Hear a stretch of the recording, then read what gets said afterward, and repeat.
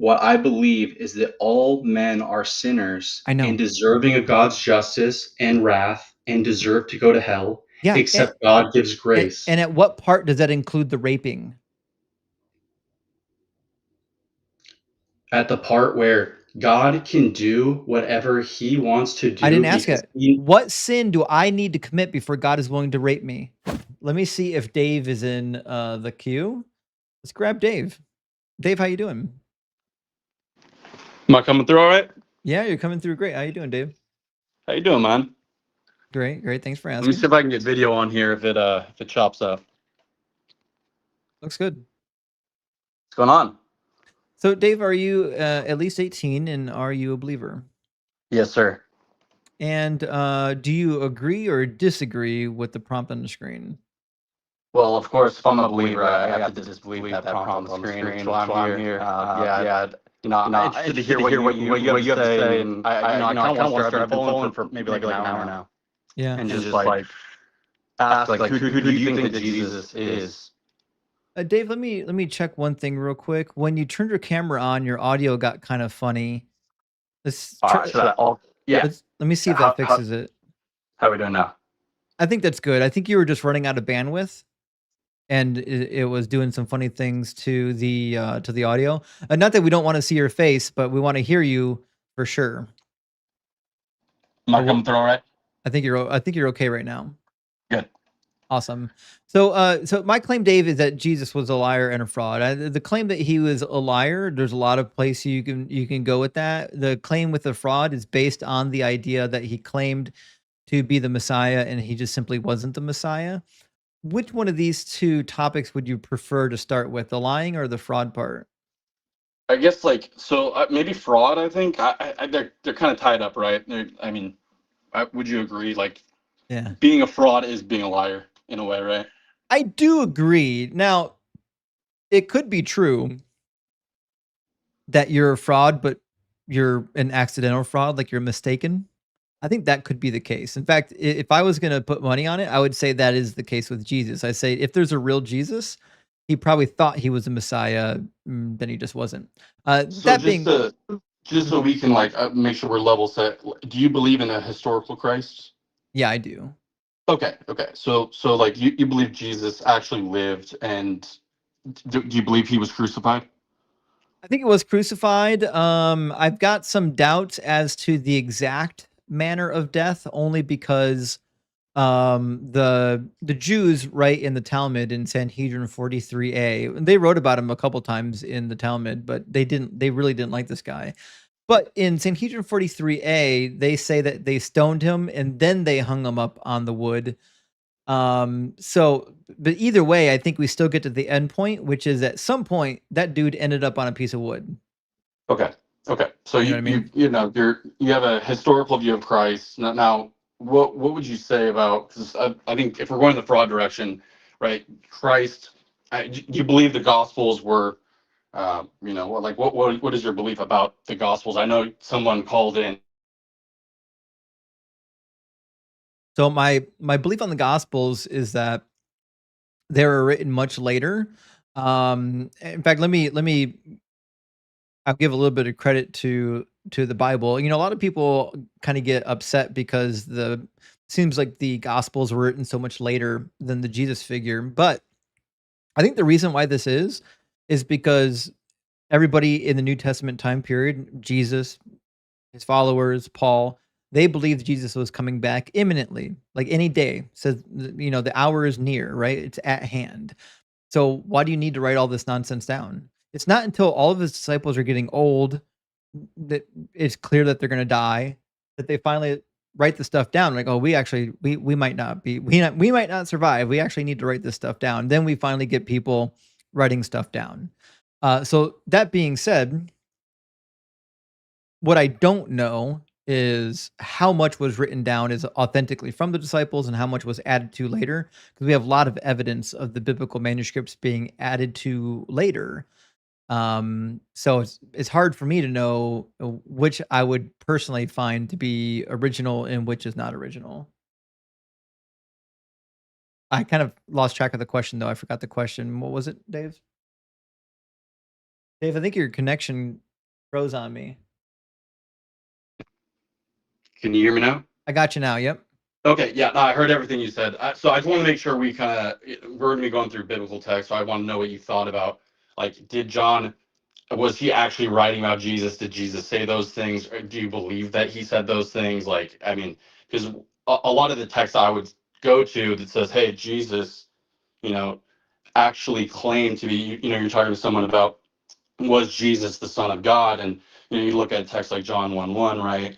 Like, you don't, I mean, I know you don't believe that text, but do you believe that John was a disciple of Christ? He actually wrote those things, and it says, in the beginning was the Word, and the Word was with God, and the Word was God, right?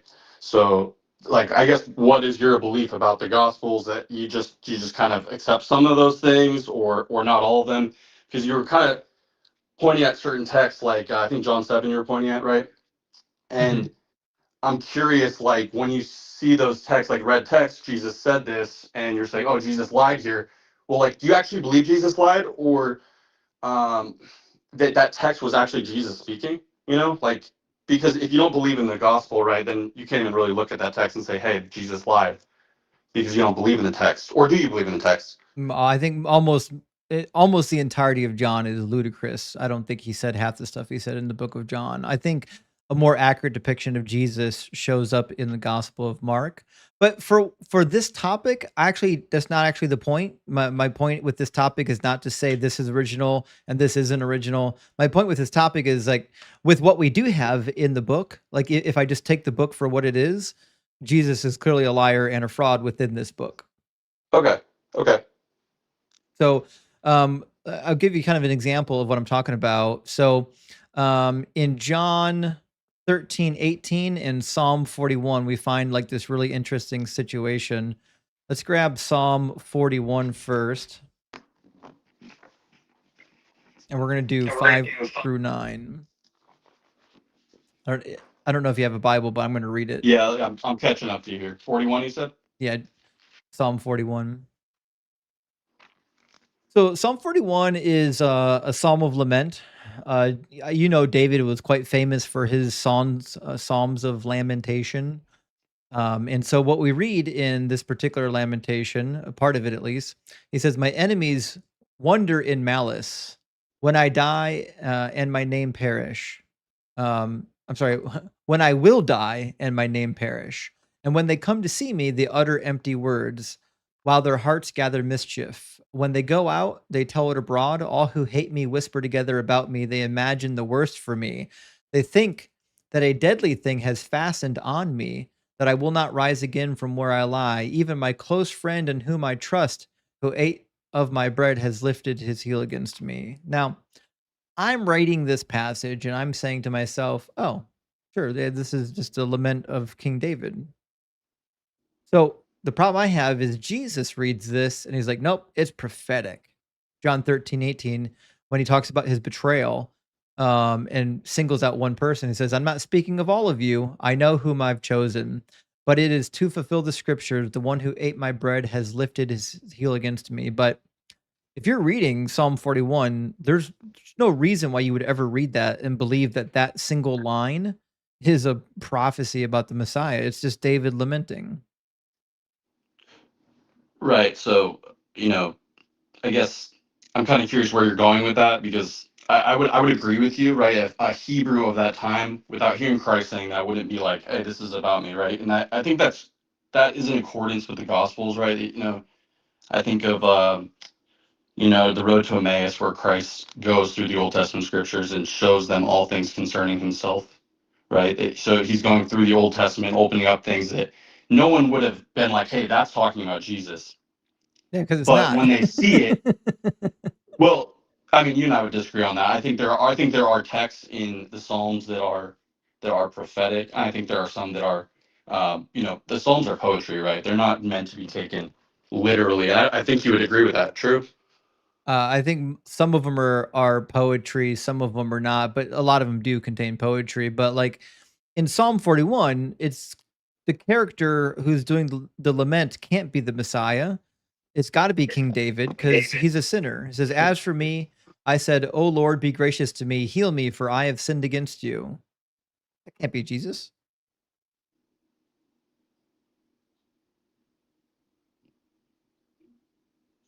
So, what are you referring to here?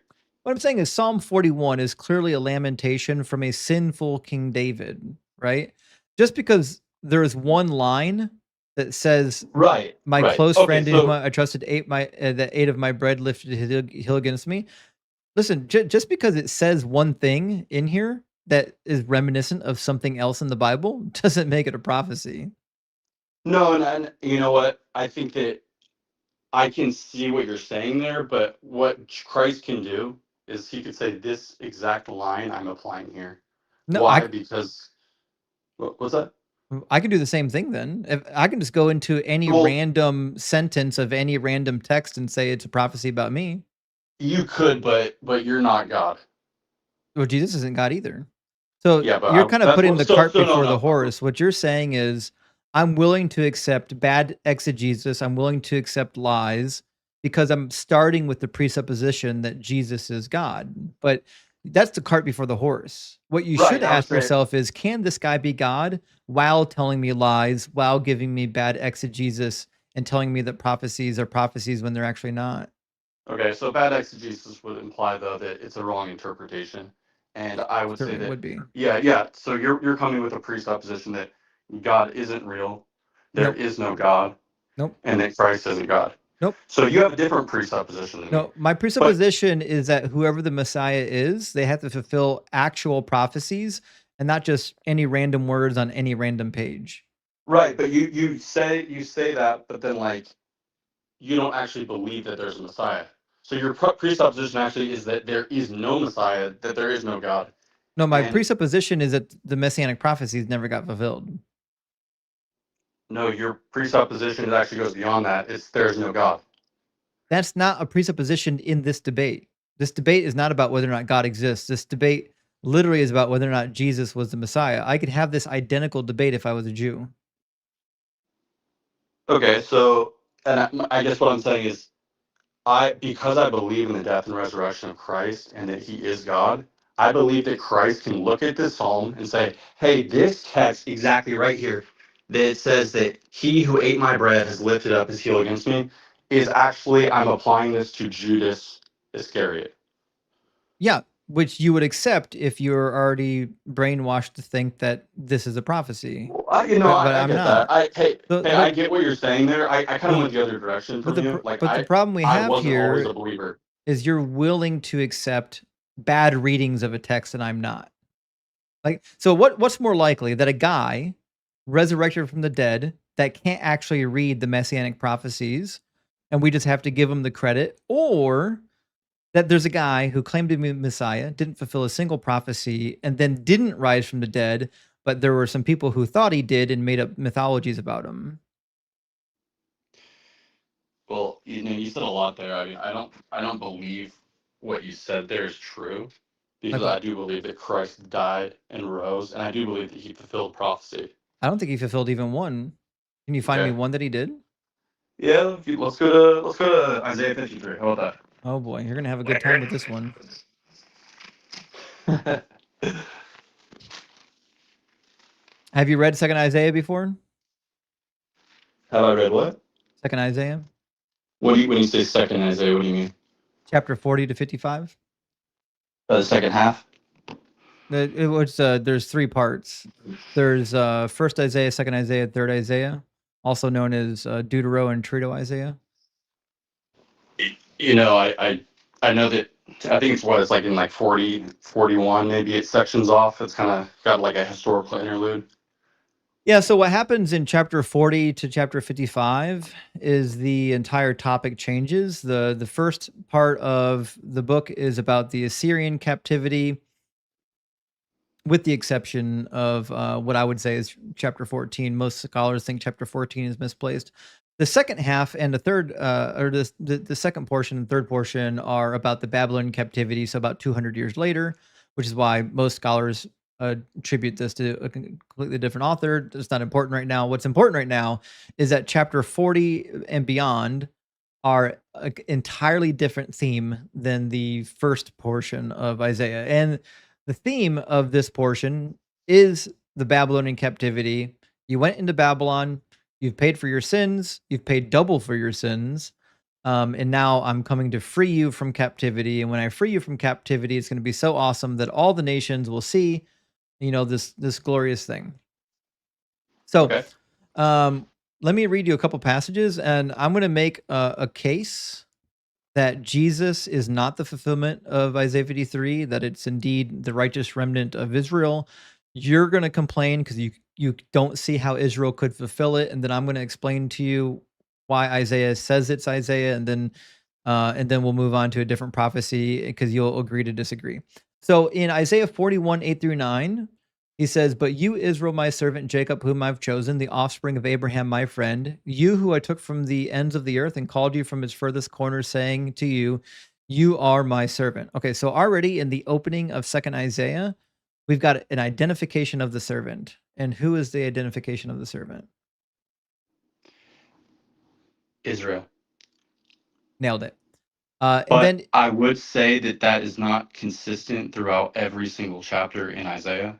And I think that I'd be curious what you would say about would you say all of the servant psalms, all the songs in Isaiah that are about the servant are all about Israel? Would you say that's true? yeah, the servant songs are about Israel. There's one reference in chapter 49 to the prophet himself, and there's one other reference prior to that that's clearly about King Cyrus. We can address those when we get there. Let's keep reading the text though. In chapter 43, verse 10 says, "You are my witnesses," says the Lord, "and my servant whom I've chosen." So that's Israel, right? Well, scholars would debate that. I would say that there's two views. One is that it's Israel here, and the other is it's Christ. Witnesses is plural. Right, but it says "and my servant" Yeah. and my Uh-huh. servant. So you are my witnesses and my servant, whom Yeah. I have chosen. So Uh-huh. talking to two different groups there. Honestly, Two I'll different say this right groups. now. You mean how about a multiplicity of people? Okay, it's The Israelites interesting. were God's witnesses. That's why they're plural. Right, and then it says "and my servant." So are you saying Yes. that? Well, mine would be singular here, right? No. You My are my servant. witnesses and Wouldn't my you say "and servant. my servants"? Yeah. You'd No, say plural servants, right? no. The But servant is the personification of Israel. Israel is a group of people, and the servant is a singular entity, a metaphor for what Israel is. Just like in Exodus, he says that Israel is my firstborn son. Well, obviously, Israel's not a child, it's a personification of a people group into a single person. I'm with you. I think that there are biblical, Bible believing scholars who would say that this is talking about Israel here. I'm just saying that, hey, I wouldn't accept the premise that what you're saying is that because it's right here talking about Israel, which I could agree with, that doesn't mean that Isaiah 53 is talking about Israel. And I think you Well, have a hard there's time making that well, because we have well, we Dave, have text that's talking about a single person. I know Right. we're So, covering that right now. Don't worry. okay. So a single servant is in fact more than one people. It's a nation. We're doing this right now. You're my witnesses in the plural and my servant in the singular. Okay, that's what's happening. 44, it says, "Hear now, O Jacob, my servant, and Israel, whom I've chosen. Thus saith the Lord who made you, who formed you in the womb, and will help you. Do not fear, O Jacob, my servant." It's the nation of Israel. All right. Then 44:21, "Remember these things, O Jacob and Israel, for you are my servant." So Jacob and Israel is the servant in the singular. So a multiplicity of people as a single servant. 45:4, "For the sake of my servant Jacob and Israel my chosen." Easy enough. And this is my favorite one. Now we're getting close to the climax of second Isaiah. He says, "Go out from Babylon, flee from Chaldea, declare this with a shout of joy, proclaim it, send it forth to the ends of the earth, says the Lord has redeemed his servant Jacob." So I'm reading the text in context where God is repeatedly saying over and over again, "My servant Israel, my servant Jacob, I am about to redeem you. And your enemies are going to shit bricks. It's going to be awesome." So when I get to chapter 52, when I get to chapter 53, and Mhm. God continues talking about the thing he had been talking about for the last 10 chapters, I don't see why I would interpret this as being about anybody but Israel. What would be a good contextual reason to do that? So when I look at Isaiah 53, where it says, "He was wounded for our transgressions, bruised for our iniquity. Yeah, The Israel. chastisement of our peace was upon him, and by his Uh-huh. stripes we are healed." Uh-huh. Okay, how can you say that's about Israel right there? All right, so did you hear my question, Dave? Yeah, I heard the premise. Look, I can give you that and say, hey, that's talking about Israel, but that doesn't mean that all of the text saying servant here is talking about Israel. But my question is there a contextual reason why I would not interpret this chapter as about the nation of Israel when God has told me so many times prior that it's the nation of Israel that's going to suffer and then be exalted? Yes, because the text in Isaiah 53 is clearly talking about a person, Why? Why would you say that? because it says he was bruised for our The iniquities, servant. servant Jesus. Yeah, no, not Jesus, the servant Israel. Yeah, We how is we that just true for okay, so we then just mentioned no, it like help 8 me here. times. Help This me apply this text the to servant Israel. is Israel. Okay, so apply this text to Israel, then how does it make any sense? Okay, we'll start from the beginning. We're going to start in 52, and we're going to walk through the context, and I'll explain why it's about the nation of Israel. Also, because there's not a single passage in the entire Old Testament that talks about a suffering Messiah, and there are dozens that talk about a suffering Israel. So in 52, we're getting the context. God is now ready to redeem his people. He says, "Depart, depart." Actually, we'll start in verse 10. In fact, we even start in verse 9. He says, "Break forth, shout together for joy, you ruins of Jerusalem, for the Lord has comforted his people. He has redeemed Jerusalem." Okay, so the setting right now is God is talking to the Israelites in captivity and to those back in Jerusalem and said, "Hey, it's time for joy. God has finally redeemed his people." It says, "The Lord has bared his holy arm before the eyes of all the nations, and all the ends of the earth shall see the salvation of our God." Now, prior in the book of Isaiah, second Isaiah explicitly, he tells you over and over again what it means when the Lord bears his holy arm. He says he's going to free Israel from the captivity using his mighty and outstretched arm, just like he says with the Exodus, right?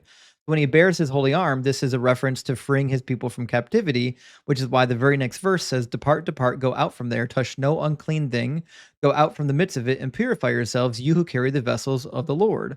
For you shall not go out in haste, and you shall not go out in flight, for the Lord your God, the Lord will go before you, and the God of Israel will be your rear guard." So he's kind of echoing the Exodus. Remember in Exodus they had to go out in haste.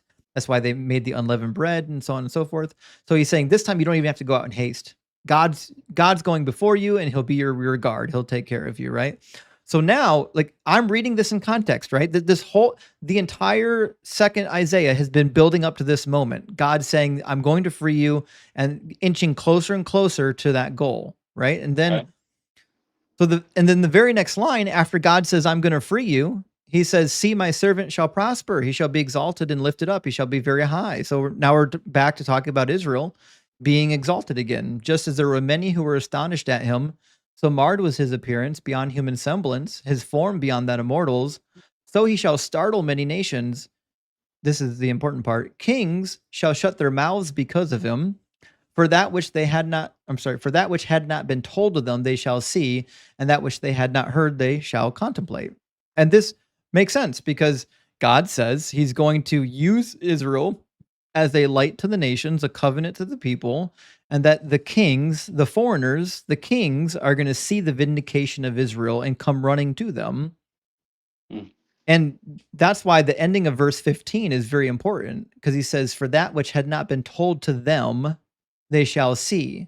The them are the nations that were holding them captive because they don't have the word of Yahweh. They don't have the prophets, right? They didn't receive any words from Yahweh about this. And it says, "That which they had not heard, they shall contemplate." So he's saying, listen, these people, these nations, that are holding Israel captive, they didn't know what is about to happen. They have no idea what's about to happen. And then the very next line is a personification of the nations contemplating, right? It says, that which they had not heard, they shall contemplate. Very next line, who has believed what we have heard, and to whom has the arm of the Lord been revealed? For he grew up before him like a young plant, like a root out of dry ground. So I'm reading this, I'm saying, oh, this is a personification of the nation saying, oh, now that I've seen what Yahweh has done, holy shit, who would believe this? This is crazy. And then it says that they're like a root out of dry ground, referring to, Israel's situation, right? Yeah. And Okay. Isaiah says later in chapter 60, I believe, he says that God says to Isaiah that Israel is the root that I planted, right? So I'm reading this and I'm saying, yes, Israel is the root out of dry ground. Isaiah tells you, or whoever wrote Isaiah tells you that Israel is the root. So now I'm already in 53 and I'm reading this, and I still, at this point, I can't find a single reason to not read this about Israel yet. Okay. So, I think obviously there's an exegetical reason you come to that conclusion. Mhm. And I see what you're doing. You're leading up to it, and I get that. Now, if you look at 53, Mhm. could you see how there could be a suffering messianic prophecy in here, or are you just like, Mm-mm. no, there's no possible way. It's just impossible. There's no Messiah mentioned anywhere here. The only Messiah ever mentioned in Isaiah is King Cyrus. That's it. If this was a messianic prophecy, you've got two problems. Really, One, that's interesting. I don't know. I kind of want to probe a little bit there, like why you've come to that conclusion. So you don't. So let's look at Isaiah 9:6, right? It's a very famous, well-known passage, right? So no, what would you say uh, about Isaiah the 9:6? the only Messiah in second Isaiah, if I didn't say second, I meant to say second. The only Messiah mentioned in second Isaiah is King Cyrus. Okay, so I would proposition that in Isaiah 9:6 that we're looking at the same figure here Oh, as I in don't think Isaiah so. 9:6. I think Isaiah, well, first of all, I don't think they're the same author, but even if they were, I think Isaiah 9 is about Hezekiah because Oh, really? it's an actual king. Yeah. So Oh, that's interesting because you wouldn't attribute those things. That would be blasphemous, actually, right? no, the Okay, Messiah let's read is this. just Let's read the nine. the Let's word read the nine Messiah means six. anointed one. The king was anointed. It's not Right. blasphemy. Let's Okay. So no. Let's read 9:6. Right. the beginning of chapter 9 starts out with a prophecy just post the invasion by the Assyrians. In fact, this is when this was written. This was written in a time period in which the Assyrian powers already came in, already defeated the northern tribes of Israel, and they got pushed back, and then their kingdom went off and to go fight other battles, and Israel had a little bit of rest for a little while. So this Yep. prophecy comes at a period before the Babylonian invasion, after the initial Assyrian invasion, when there's a little bit of breathing room. And it says, "But there will be no gloom for those who are in anguish. In the former time, he brought into contempt the land of Zebulun and the land of Naphtali." These are the two groups of Israelites that are northernmost, except for the tribe of Dan. These two are right up at the north where the invasion of the Assyrians came in. Theoretically, the tribe of Dan was already in an alliance with the Assyrians, depending on how you read it. So he's saying, listen, these northern tribes, they got their asses kicked. It's okay. Things are changing. But he says, in the latter time, they would be made glorious, the way of the sea and the land beyond the Jordan, a Galilee of the nations. The people who walked in darkness have seen a great light. Those who lived in a land of deep darkness, on them a light has shined. So this is just so we're aware. This is past tense. That this part of the text is past tense. He's talking about what has happened with the drawback of the Assyrian troops. And then he talks about how they're going to be victorious in war. It says, "For the boots of the trampling warriors and all the garments rolled in blood shall be burned as fuel for the fire." Or why is this the case? Why is this the case? He says, "Because a child has been born for us, a son given to us." Both of these words, born and given. So this is yulad in the Hebrew, is past tense. The child has been born. That's why it says has been born. This is not a prophecy. This part is not a prophecy for the future. This is a prophecy about a child who's literally already been born. And then he says, authority rests upon his shoulders, and he is named Wonderful Counselor, Mighty God, Everlasting Father, Prince of Peace. And if you know anything about enthronement prophecies, These are not names that are describing the king. These are theophoric names describing the God of the king. We see the same thing in the other ancient Near Eastern literature. We see the same thing in the Egyptian enthronement prophecies. Yeah, I'd reject that, but okay. Yeah, you can reject the scholarship. The That's text fine. doesn't say that though, right? It says his name will be called.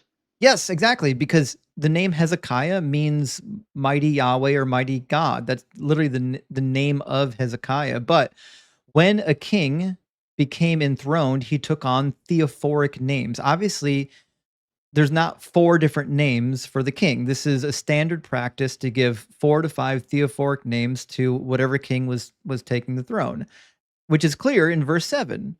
Great will be his authority. There shall be endless peace for the throne of King David and for his kingdom. But there was not, first of all, Jesus was never a king. He never sat on King David's throne, and he never brought peace to the kingdom of King David. It says he will establish it and uphold it with justice and righteousness. He didn't do that. He was never a king.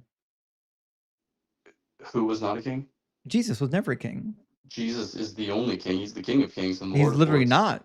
Give me one Yeah, Bible passage where he was ever on a throne of King David. What's that? Show me one Bible passage where he ever sat on the throne of King David in Israel. He's at the right hand of the Father right now. He's in heaven. He reigns from heaven. The throne of King David is Right. in Israel. Okay, but would you? There's metaphorical language, and then there's literal language. So did Jesus come as a humble servant? Yes, he did. But is he also described in Revelation as the King of Kings and the Lord of Lords? Yes, he is. But So that's adorable if he comes back in Revelation and sits on the throne, but he's never been on it yet. Until he sits on that throne, he's not a king. Right, but he ascended to the right hand of God. You believe that? I don't. So this is the problem you have. Jesus has to fulfill this prophecy by being a king. He must be sitting on the throne of King David. That's what it means to be a king. And I would say that he is the only one who actually ever fulfilled this prophecy. But he didn't if he didn't sit on the throne. Yeah, I know. I get what you're saying, like, because you are taking it to be a literal throne, but when Jesus comes, he says the kingdom of God is at hand, and he's talking about a heavenly kingdom. It's not an earthly kingdom. But it doesn't matter what he says. If he says that it's not the throne of King David, then he's a liar. He's a liar and a fraud, like we've been pointing out, because every time the Old Testament talks about the actual Messiah, which the New Testament for some reason ignores, it's an actual king living in actual Israel, sitting on an actual throne of King David. But when Jesus says, "Who do men say that I am?" It doesn't matter what he said. I'm telling you what God said. So I just want to make sure, David, you understand where I'm coming from, right? I'm looking at the Bible and I'm saying the God of the Old Testament said this, right? And I'm saying, okay, if the New Testament is true, it has to align with the God of the Old Testament says. You're going backward. You're saying, I'm starting with the New Testament, and I'll twist every word in the Old Testament to mean whatever it needs to mean, just so I don't have to give up my New Testament. But that's putting the cart before the horse, because we have clear Messianic passages in the Old Testament. Would you like to read one with me? Okay, can I respond to that, though, first? Mm-hmm. Okay, so you're reading the text linearly in terms of history. Okay, and I would say that if Jesus said something in the New Testament, and I believe that Jesus is who he says he is, that I also have to look at Old Testament scripture with exegetical lens that says, hey, Jesus said this. I need to look at this other scripture and see if it comports with one another. And I get what you're saying is like, hey, this happened first and this happened later. But what you're saying is, if Jesus, so when he has Peter, he says, who do men say that I am? And Peter says, right, they say that you are the Christ, the Son of the living God, right? So did Jesus claim to be the Christ? Do you believe that? I think Jesus did claim to be the Christ, but none of that's actually relevant. And I'll tell you what, I don't accept the claims that we have to interpret the Old Testament through the lens of the New Testament for the same reason that you wouldn't accept a claim that we need to interpret the New Testament through the lens of the Book of Mormon, right? So the Book of Mormon is doing the same thing you're doing. They're starting at Joseph Smith, and then they're reading Joseph Smith back into the text. You're starting at Jesus, and then you're reading Jesus back into the text. So if you don't let the Mormons do it, then you can't do it for Christianity either. You have to start with the Old Testament and read that, and then ask yourself, did this actually happen? Well, So that's what we're doing right now. We're trying to read the okay. text. Okay, that's fair. That's fair. I understand that, but don't compare this. Don't compare historical Christianity to Mormonism It's because. literally identical. Oh, really? Yeah. Christianity is a failed apocalyptic cult based on Judaism, and Mormonism is another cult based on Christianity. So it's completely analogous. In fact, the Jews joke that God gave the Christians Mormons so they knew what it was like for the Jews to get Christians. So let's read an actual messianic prophecy from Ezekiel. It says, "My servant David shall be king over them." This is chapter 37. "My servant David shall be king over them, and they shall have one shepherd. They shall follow my ordinances and be careful to observe my statutes. They shall live in the land that I gave to my servant Jacob, in which your ancestors lived. They and their children's children will live there forever. And my servant David will be their prince forever." So the Messiah is supposed to be on the throne in Israel. And so let's okay, I hear what you're saying. I hear what you're saying. He has to be on the throne of Israel. Now, what do Christians believe about who Christ is?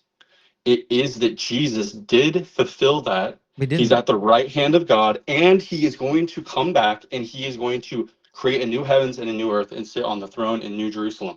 but he didn't do it. That's See, that's the difference. See, you're saying, well, he's going to do it later, but if he's going to do it later, that means he didn't do it. And if he didn't do it, that means it's not fulfilled.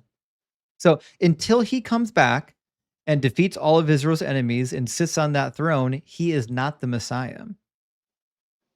see, I don't agree with that But then because you can't show me a single thing he actually fulfilled. The best you have is he rose from the dead, theoretically, and therefore I just believe whatever he says. You well, can't show me in the actual Hebrew Bible where he fulfilled anything. okay, so what you're saying about the resurrection being that important, I agree with. Right? I mean, if I didn't believe in the resurrection, I wouldn't be a Christian. But why do you believe in Jesus' resurrection, but you don't believe in the resurrection of Alcestis or Zalmoxis or Aristeus? Like Jesus' resurrection, or like the resurrection of Nero, like there's literally hundreds of resurrections from this time period. Like you just pick this one to believe in? Well, I mean, do you want the like? There's an academic answer which I came to later, but I was an atheist for most of my life. I'm 33 now, and I met the Lord a few years ago, and I started reading the text, and I really believe that Jesus was who he says he was, and that he died for my sins, and then he rose from the dead, according to the Scripture. Now, I didn't get to the end of the Gospels, but once I believed that, I I really just started reading all the scriptures, and I believe that they are logically consistent. I know that you don't because you have a lens that is that Jesus is a liar. Well, I know he's a But liar because he says that he fulfilled things that he never fulfilled. He says that he's Messiah, but he didn't fulfill a single prophecy. Like he explicitly lies on King David when he quotes Psalm 110 in Matthew 22. He explicitly misquotes and misrepresents Isaiah 61 in Luke chapter 4 see, Jesus can take a piece of the Psalms and apply it to a and situation lie about it. because no, he can take a verse like that one we looked at in the was it Psalm 40 44 we were looking at? Psalm 41. Psalm 41, he could take verse 9 out of there, and he could say, this is applying to this situation. No, he can't. Judas the betrayer. No. Yeah, well, no, I mean, No, if he your literally can't, Dave, conclusion because is that, so my conclusion is easy. That a prophecy is a prophecy. I don't care if you think a dude rose from the dead. You can't tell me that something's not a prophecy is a prophecy when we've got literally a third of the Bible is prophetic. Just look at the amount of prophetic. I'll show it to you. Hold on. I'm just gonna sandwich real quick the amount of prophecy in, and my book even includes the Apocrypha. I even got extra books in here. Okay, so here's the beginning. 1 second. Almost there. Okay. I've got this much material in my Bible. A bunch of this is Apocrypha. That's literally just prophecy. All of this is just prophecy. All Jesus had to do was go to these books of prophecies and say, hey, these prophecies said that something's going to happen, and I did it. Not once does that happen. Right. And I think that your conclusion is that it didn't, but when Oh, I I know it read a didn't. text like Isaiah 53 and I see that he was bruised So what? and chastised for our sins and the wrath of Almighty God was laid on him. But it wasn't. That's a That's adorable exactly what happened. metaphor, but it wasn't the case. No, because the passage is originally referring to the nation of Israel. Listen, a guy that gets suffered and killed by the Romans could be anybody. Simon Bar Kokhba fits that better than Jesus. Simon Bar Kokhba was an actual leader. He was an actual prince in Israel. We've got a period of about 3.5 years where they minted coins with his name and face on them, calling him the Prince of Israel before the Romans killed him. Well, why wouldn't you say he's the fulfillment then? Well, I mean, there's multiple reasons. One is the apostles. One So what? is, well, I mean, would you die for a lie? You Would you you die die for something? if you're deceived, yes. Okay, so how tell me about how you could deceive hundreds of people to die for a false Christ. That's not even hard. In fact, if you read the ancient texts like Tacitus and Suetonius and others, there were so many Nero imposters pretending to be the resurrected Nero that people were literally starting Nero cults. And then there was one imposter that was so successful, he convinced the Parthian army to go to war against Rome. Like 20,000 Parthians picked up No, arms but and marched that's into distinct Rome here. with the resurrected Nero, thinking it the resurrected Nero, leading them into battle, only to get their asses handed to them. I'm talking about something else, not that. I'm saying that if you walked literally with a man and you knew that he wasn't Jesus, would you die for that? They didn't. That's what I'm trying to tell you. They didn't even recognize it. If you just read the New Testament, like when he appears to people, they don't even recognize his ass. Mary thinks he's a gardener. And then when he shows up to others, they don't recognize him at first either. These are hallmark signs of an imposter. And then if you just read like the Olivet Discourse in the book of Mark during the Olivet Discourse, he tells you that people are going to come and impersonate him. It's almost like the book was written after the fact, knowing that Jesus impersonators were running around. Yeah, I mean, I like, do I believe in historical Christian evidence that the apostles were persecuted and murdered who were eyewitnesses of Christ? Like, yeah, I do. Why? Why would you believe that? It's not even recorded. Th- You've got the death of two of them theoretically in the Bible. You've got one of them told by Josephus, and the rest of them come hundreds of years later. Like the stories that tell the death of like the other disciples. Like you've probably heard of the famous Yeah, passage of Fox's Book of Peter Martyrs. be it was 1,500 years later. So the death of Peter being upside down on a cross, like such a famous story, everyone knows it, right? In the Hmm. same book that records that story, it says that a dog was empowered by the Holy Spirit to give a speech.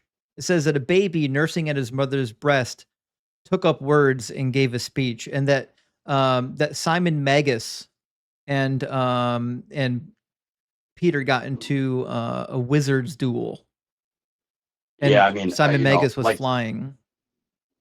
I don't take you know this, like, Christians don't take that to be canon. Like, that's not canon. But these are the texts that we use to talk about the deaths of the disciples. Like the same text that talks about flying men and talking dogs are the same ones that record how the disciples died. Well, you're like, you could point to those texts, but they're not the only text, right? I would say that Luke was a first class historian, and he recorded the death of James, and That's we what I also have said. recorded, yeah, the death of Paul, right? Yeah, Yeah. okay. Well, Paul's death is not recorded. It's presumed that he died in prison. I don't know if anyone really knows. I personally believe he died in prison. But there's some debate to be had there. So James, the son of Zebedee, is the one that gets killed in the book of Acts. James, the son of Joseph, perhaps the brother of Jesus, is the one theoretically that gets killed in Antiquities of the Jews.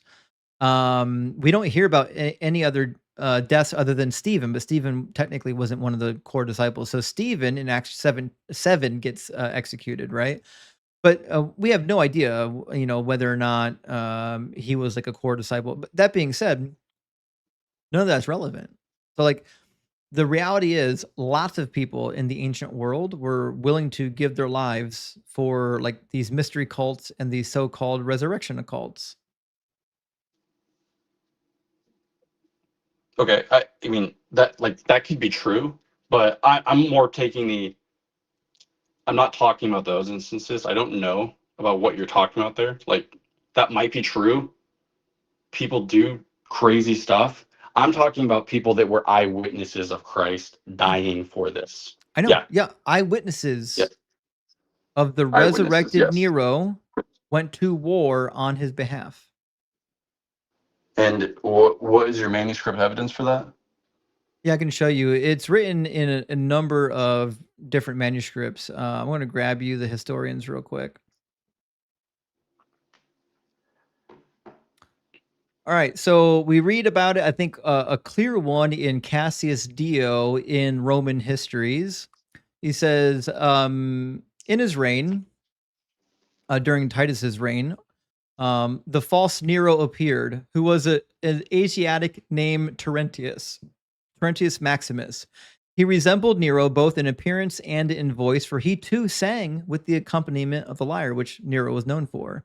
He gained a few followers in Asia, and in his advance into the Euphrates, attached a far greater number, and finally sought refuge with Artabanus, the Parthian leader, who, because of his anger against Titus, both received him and set about making preparations to restore him to Rome. So the leader of the Parthians believed that this was in fact Nero and was going to restore him to the throne. And then we read in Tacitus and Suetonius how that actually happened.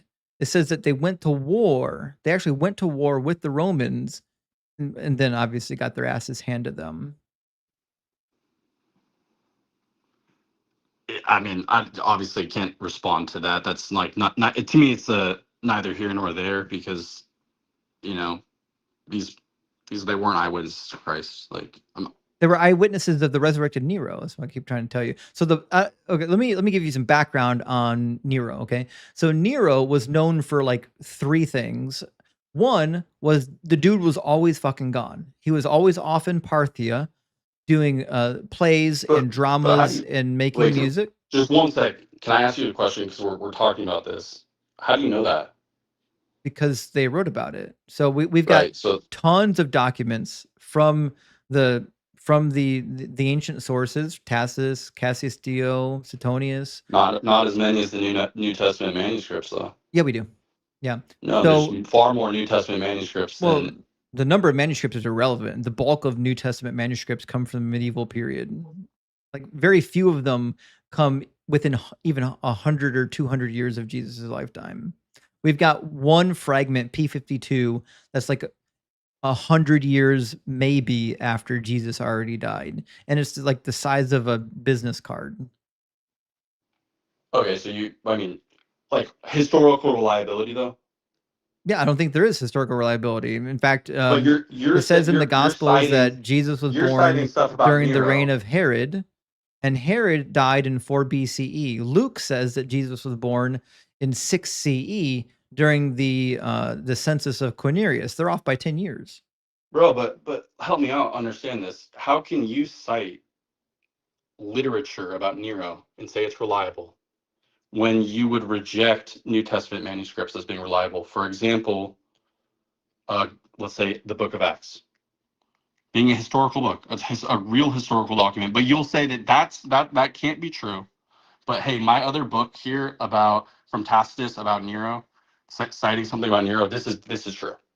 No, Like, I how do you know what you're even saying right now is Uh, true? I think they're both true in that they're telling histories, and they're both false when they add mythology to the history telling. So Herodotus does this, Tacitus does this, Suetonius does this, or they tell stories that seem to actually happen in history, and then they add mythological stuff to it. Like if you read Tacitus and Suetonius, they claim that Vespasian, Emperor Vespasian, healed a blind man by spitting in his eyes and healed another man who had a lame leg by using the power of Serapis. Obviously, I don't believe that the power of Serapis compelled Vespasian to heal anybody. We've got tons of healing miracles told by the Roman historians by the power of Asclepius. Obviously, I don't believe that Asclepius was healing anybody. But what I'm saying is just as reliable as you think the New Testament manuscripts are, we also have the Roman histories. The Roman histories do the same thing as the New Testament documents, the New Testament Gospels. They're purporting to tell history and adding mythological stories on top of it. Okay, so you're saying this is like, hey, this might be true. This might be true. What you're talking about right now in terms of Nero, right? A history of Nero. No, I don't think Nero rose from the dead. What I'm saying is the New Testament manuscripts, right, are doing the same thing that Roman histories and biographers were doing. They're trying to tell history and adding mythology on top of it. Certainly, if you've read Life of the 12 Caesars, you don't believe that 6 of them ascended into heaven and became gods. But that's part of the histories. They're adding mythology to their histories because to them, the mythology is true. To everyone else, it's not. I'm saying the same way I reject the mythology in the Roman histories, I also reject the mythology in the Christian history. Right. Okay. Right. I reject just one more mythology than you because you reject all the Roman mythologies, and the Roman mythologies read just like the Gospels. I would disagree with that, but okay. Have you read them? I've read. You're talking about like Homer's work, for Well, example. Homer was Greek. He came way before the Romans, and he's doing something completely different. But if you've read like the Iliad and the Odyssey, it's the same thing. Right. I'd say Yeah. that's more mythology than history. Yeah, and I would say that they're in terms of genres of literature, not you couldn't compare the Gospels and the Book of Acts to say the Iliad or the Odyssey. No, I think the Iliad and the Odyssey, I think it's questionable on whether or not Homer thought that they were completely true stories or if he was writing mythology.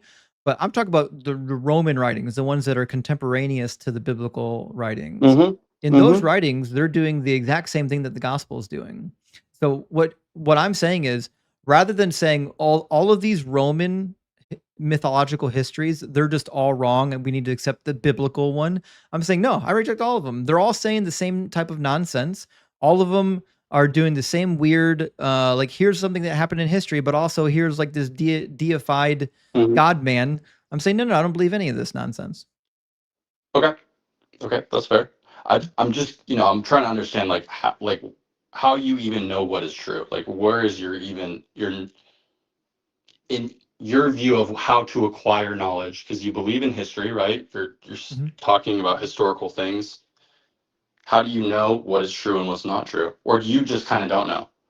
Well, true is that which is in accordance with the reality, right? So we have to observe the reality around us. So when someone makes a claim and it's not in alignment with reality, we would just say, well, it's not true. But you'd agree that history you weren't there, right? So Nobody history can by know. definition, you can't say that hey that historical event happened or didn't. But I would assume you'd say Washington crossed the Delaware, right? For example, you'd say that's true. I don't know if it is. What I'm saying is, I don't know that you can say anything in history happened the way that it was written. Because, like, if you just compare, like, the individual war annals, if you compare the war annals of the Egyptians, when Pharaoh Necho went to war up in Megiddo or Carchemish, when Pharaoh Necho, when the Egyptians write about them going to war against the Babylonians and the Israelites, well, you read the writings of the Egyptians, you read the writings of the Babylonians, and you read the writings of the Jews, and they all differ. Isn't that weird how they all differ? So, was there a war? Yeah, absolutely. Do I believe like the But how can you say individual that? spin on the How, war? how can No. you how can you actually say that though? Then Say what? right? Okay, like how do you know that George Washington crossed the Delaware? I have literally no idea if he did. I'm saying that when we have 3 different people groups and they all say we went to war at this location, I'm okay admitting I'm okay saying, yeah, these fuckers probably went to war. They have no reason to lie about it. All 3 people groups wrote about it. Now, what I don't believe is all the stuff that appears to be manufactured to make their people group sound better. So the Jews wrote about these wars to make them sound better. The Egyptians wrote about these wars to make them sound better. The Babylonians did the same thing. I'm saying, listen, the spin I don't accept. I will accept the fact that these 3 people groups went to war. And the context though, where you're saying, hey, this is manufactured, you're saying it's manufactured, but could something which you believe to be manufactured actually be true in accordance with reality, right? Do you think that when the king of Babylon breached the wall of Jerusalem, that the people fell backwards because of the splendor and majesty of the king of Babylon? What's your I want to hear what your point is there. Do you think that happened? I believe everything in the biblical text is true. I didn't ask you if the Bible said it. I said, do you believe that when the king of Babylon breached the wall of Jerusalem, that the army of the enemies of Babylon all fell backwards because they saw the radiance and the glory of the king of Babylon?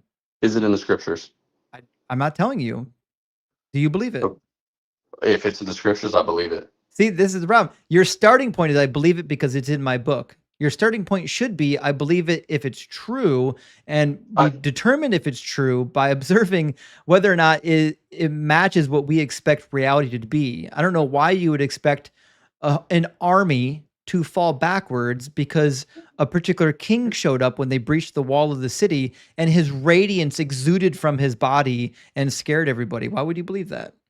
I mean, that's probably the same way that you could believe that the scientific impossibility that life came from non-life. That's not a scientific impossibility, and I will not let you pivot.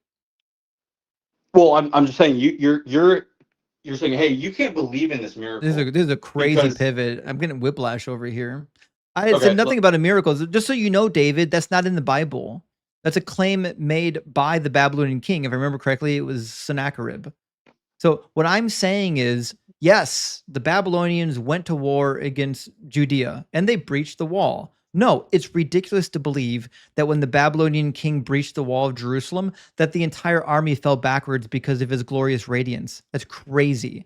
What I'm saying is, when I read the same crazy stuff in the Bible, I say, yeah, that's the same crazy stuff. I don't believe that either.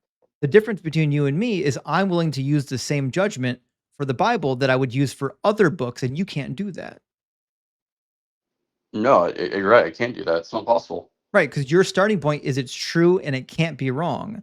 And this was the same thing that somebody told me when I was a Christian, when I was out on the internet back before social media, having discussions with atheists.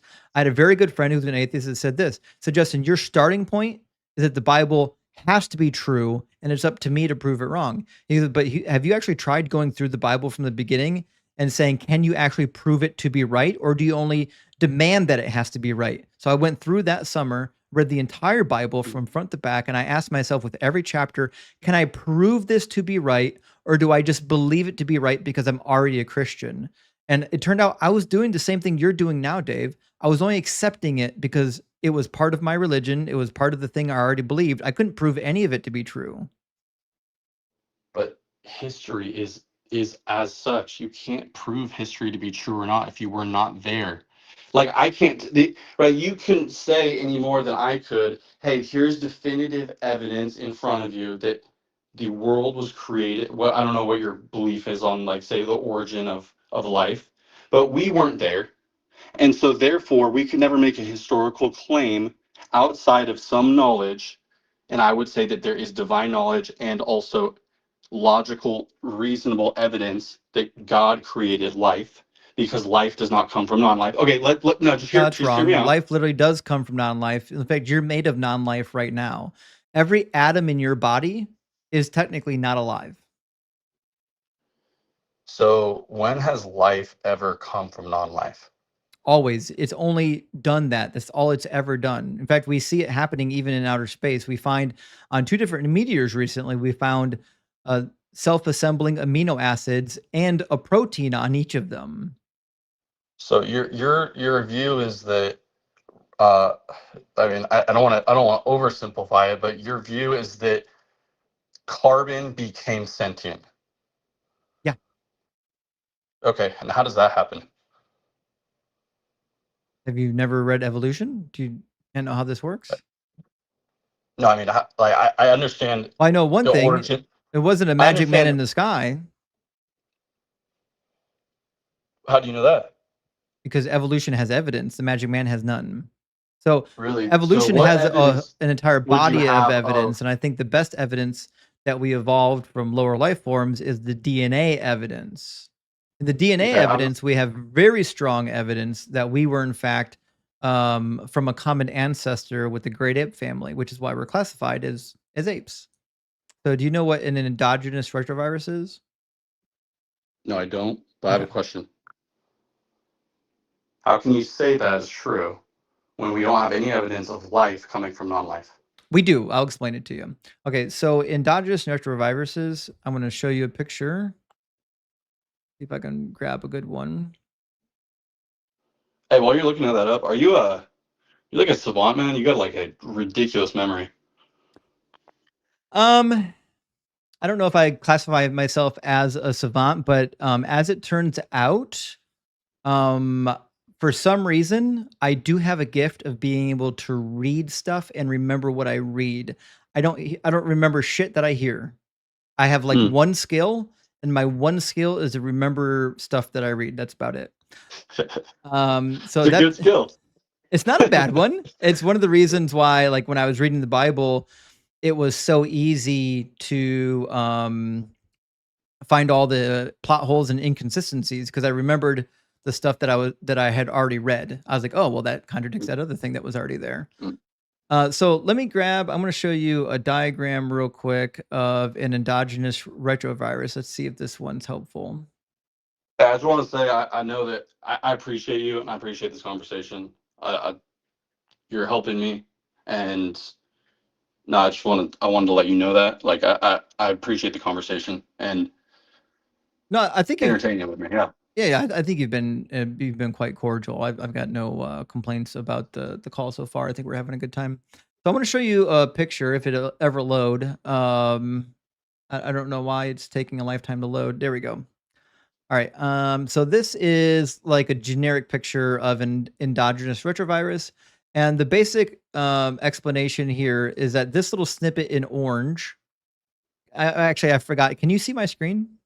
Yeah, it's small, but I see red, yellow Yeah. DNA looking structure and red, Okay. yellow, green blocks there.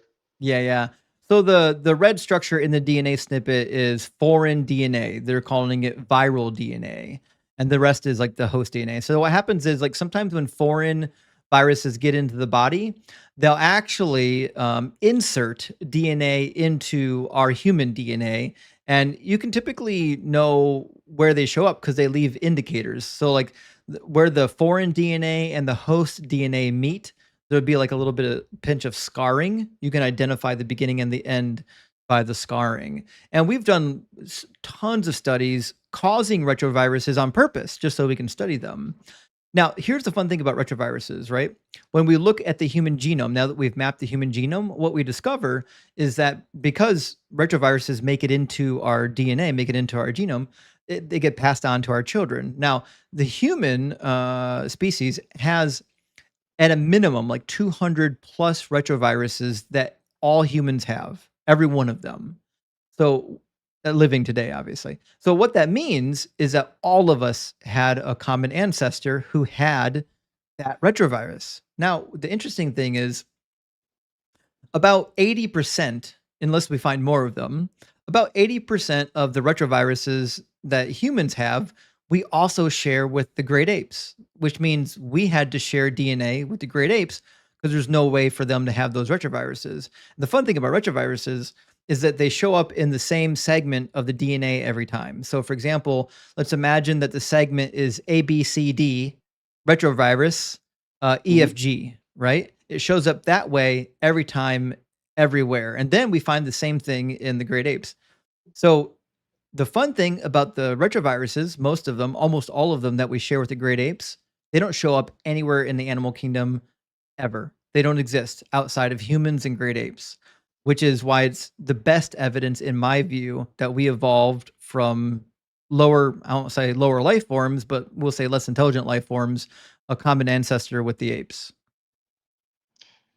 Okay, you know, it's hard for me to arrive at a place where we say that sentient human level intelligence came from non-life. Why? I think that's a great leap because it's never happened before. No, it did. And We're so, doing it right now. We are it. Like saying it never happened before is just saying like we're going to ignore all the evidence that we are the example of it. like, how do rocks become living? They don't. Rocks aren't living. Okay, so where did the first life form come from?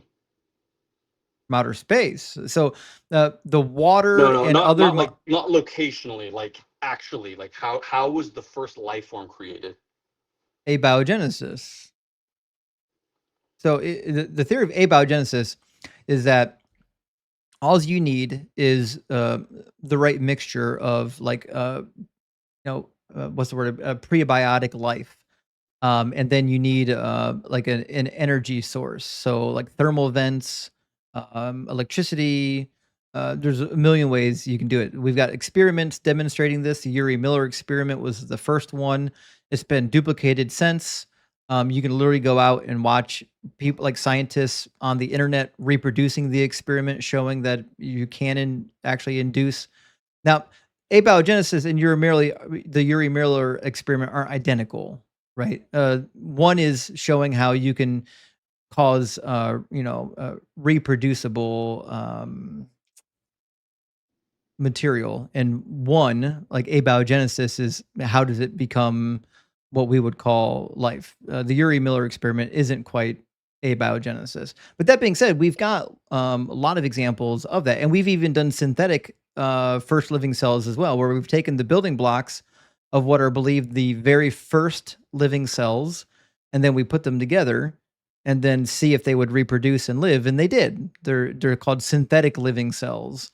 So like all what we know from science is that like we just have to combine the right materials, and they will in fact reproduce and consume energy from the environment, and then you give it a couple billion years of evolution and bada bing bada boom. I don't think people appreciate how long a billion years is. Yeah, I mean, I hear you, but that's just never been proven to be true. That's why it's called a theory, right? That you No. can't say that after 100 billion years or trillions of years that carbon is just going to become sentient.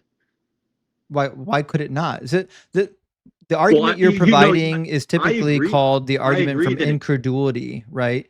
So I'm saying the evidence that we have demonstrates that it is possible. Now, you're saying it's not possible, but you're not providing an argument. You're just saying it can't be possible. Like, is there No, an argument why it can't be possible? I would say that it's a miracle. No, but I'm asking for an argument why it's not possible. Why it's not possible that non-life can become life. Yeah. But, I mean, I believe that it is possible. I think it's only possible through God, I'm right? asking for an argument, right? Like, first of all, you'd have to demonstrate that your God exists before you postulate that he's the cause of anything, right? I'm asking you, based from a scientific perspective, is there a reason why, in fact, we couldn't get sentient life from chemicals? I don't see how the science would ever lead you to believe that that's possible. What science? What science would contradict it? Well, for example, I don't see how you could have DNA. Like obviously, like I'm sure you actually know much better than I do. DNA, the complexity of that structure Mhm. is so insanely complex. It I is don't see now. how. Right, I don't see how you take carbon and you input as carbon and output as DNA. How does That's that not what happen? life is. Life isn't carbon. I don't know why Okay, you have carbon. this idea. I thought most life forms were carbon-based life, right? Yeah, but you need hydrogen, oxygen, protein. Like there's lots of stuff that goes into like a cell. It's not just carbon. Yeah, sure. You need amino acids, fatty acids, lipids. Like there's lots of stuff that goes into a cell.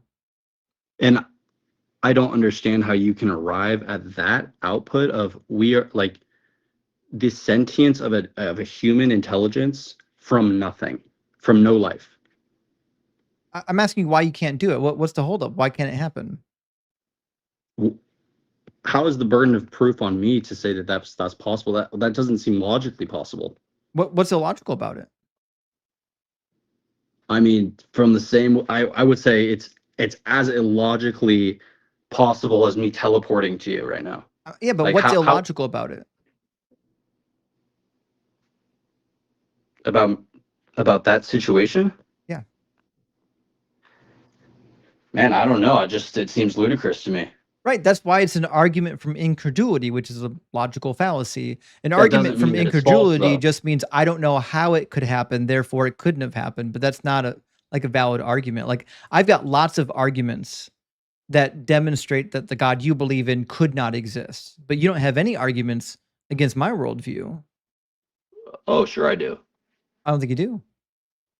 Really? Yeah. Okay, so let's just what is your okay? Let me understand your worldview first. What is your worldview? Why are we here? Where did we come from? And what are we doing here?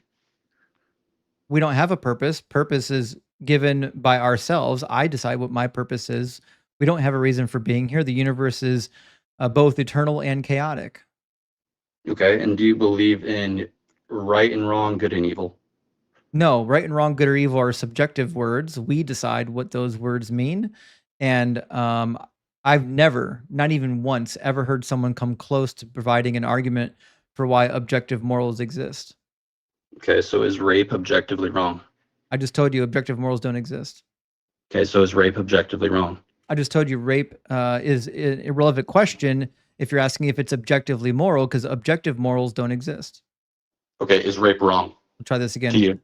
Objective To you? morals don't exist. Okay, so subjectively, is rape wrong to you? Yeah. Why? Because it's my subjective opinion. Yeah, but you have to substantiate that, right? You have an opinion for a reason. Because it causes Right? harm. Okay, why is that bad? Because it's subjectively something we all agree on is bad. Do you want to be harmed? I don't want to be harmed. No, neither I do don't I. think- And it turns out as a society, we agree we don't want to be harmed either, right? So the So- reality is you can say, I don't like subjective morality. I don't like it. I can't pound my fist and say that something's definitively wrong. I get it that you don't like it, but that's not an argument for objective morals Mhm. existing. You still have to substantiate that objective morals do exist. And I don't think you can. You just said that it's wrong because society has agreed that it's bad to do harm to people. I didn't say that. Okay, so why? Okay, Try that let's again. try again. So, Dave, Yeah. I want to make sure you're very clear on how objective versus subjective morals work, right? If there are no objective morals, then by default, all morals are subjective. Do you agree? If there are no objective morals, then all morals are subjective. Yep. That's your statement. Do you agree with that? I mean, I think it. Like, do I agree with that? Like definition? Yeah. I'd have to think about that. Maybe I don't. I I mean, don't what know. else could they be? I honestly, I don't believe in subjective morality. I just don't think it's a logical conclusion to say. I didn't ask you if you did. I said if they're not objective, what else could they be? Okay, I'll bite. Yeah, sure. They're all subjective if they're not objective. Okay, let's say that. Okay. Now, the question we have to ask ourselves is there any evidence for morals being objective? Because I don't see any. If I saw some, I would be an objectivist.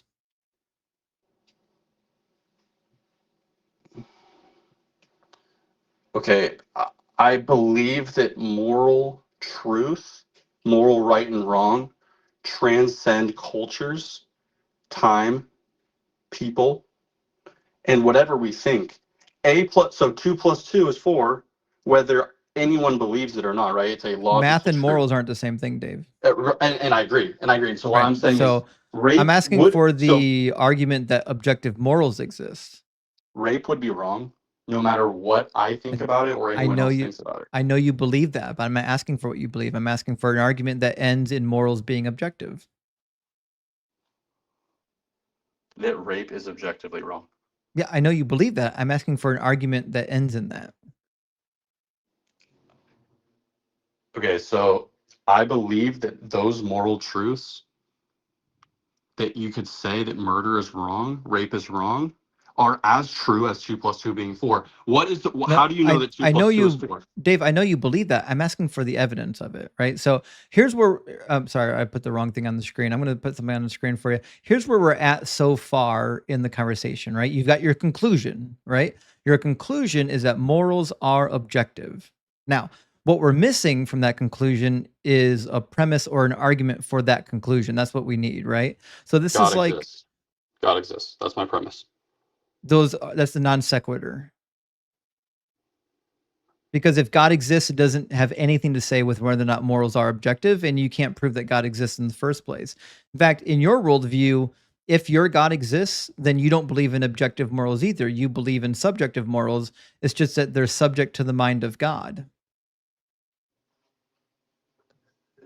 Well, they're objective to humans. They're That's subjective to. So that's not what subjective means. Or that's not what objective means, right? So if they're subject to any mind, even the mind of God, that means they're subjective. Now, you can say they're subject to God, but that they're still not objective. they are subject to God and objective to people. That's not how objective works. Objective means without Well, then anybody's mind involved. give me the right word there. Ob- so you believe in divine command theory, right? So if they're objective, that means without needing a mind. They're absent of mind. It doesn't matter what your mind, will, and emotion say. It doesn't matter what anyone's mind, will, and emotion say. They are true, independent of any mind. Now, your God has a mind, and your God tells you what moral is, which means if your God is the arbiter of morals, you believe in subjective morals, not objective morals. You just think that they're subject to the mind of God rather to the mind of humans. You could label that. You could label it that way. That's fine with me. Okay. So you don't believe in objective morals, you believe in divine command theory, right? I Which believe means in from the mind of a human. They are objective. that's not what objective means. Okay, well, you're not giving me the right. I don't know the right word here They're of what you were. subjective. No, because it's not subjective to me, right? You and But okay, if so so. Dave, do you Wait, know wait. what Can we just do you know what the word subjective means? that it's this your truth, my truth. It's you have your own belief of what the reason we're here, right? I have my own belief. They can coexist. There isn't some truth Okay. that is anchored on, right? So Dave, there's not an ontological moral truth. subjective means that it's based or grounded in a mind, right? And if morals are grounded in your God's mind, then you believe in subjective morals, but you believe that they come from God. I see what you're saying, but to call me a subjective moralist is like that's not what you would call someone that's subjectively moral. You would, yeah. If morals are subject to a mind, and that is God's mind, you believe in subjective morals. If morals were objective, it wouldn't matter what was in God's mind; they would just be objective. All right. Well, I feel like we're kind of getting off the road here a little Okay, bit. so Here's the issue I'm seeing is that like if you said, "Hey, you have subjective morality," you wouldn't normally be saying that to someone who's saying, "Hey, I believe that God is the arbiter of truth and morality." You wouldn't normally classify someone that says that as like, "Hey, you're a subjective moralist."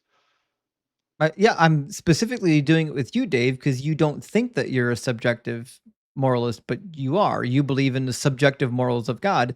And I'm going to explain to you why that's dangerous, right? Because your form of subjective morals means that you believe in divine command theory, which means everything God commands you to do is thereby justified, right? Like if God Everything that tells you to do it, then it must be good to do it.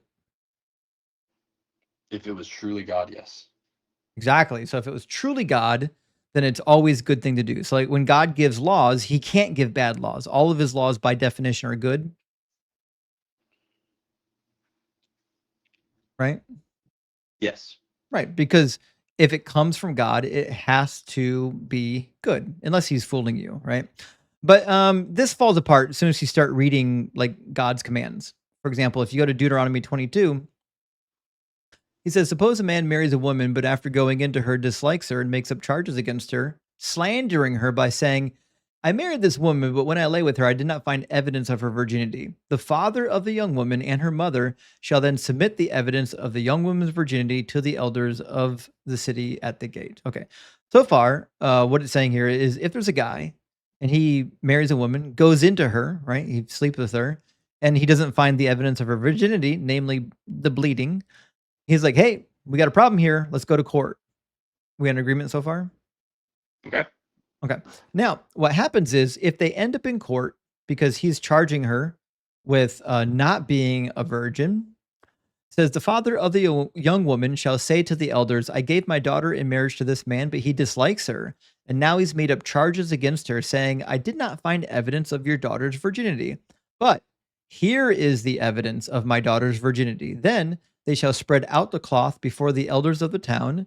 The elders of that town shall take the man and punish him. So he's saying, listen, if it turns out that that the cloth has blood on it, he's in trouble, right? Because now he's making up false charges against a woman.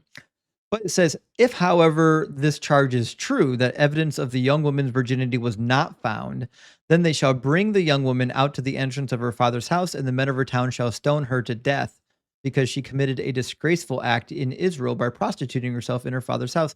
So you shall purge the evil from among you, right?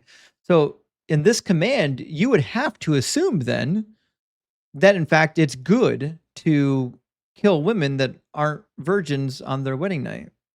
Are you saying that this is bad? I think it's bad Okay. Well, how do you come to that conclusion? because it causes harm. I told you.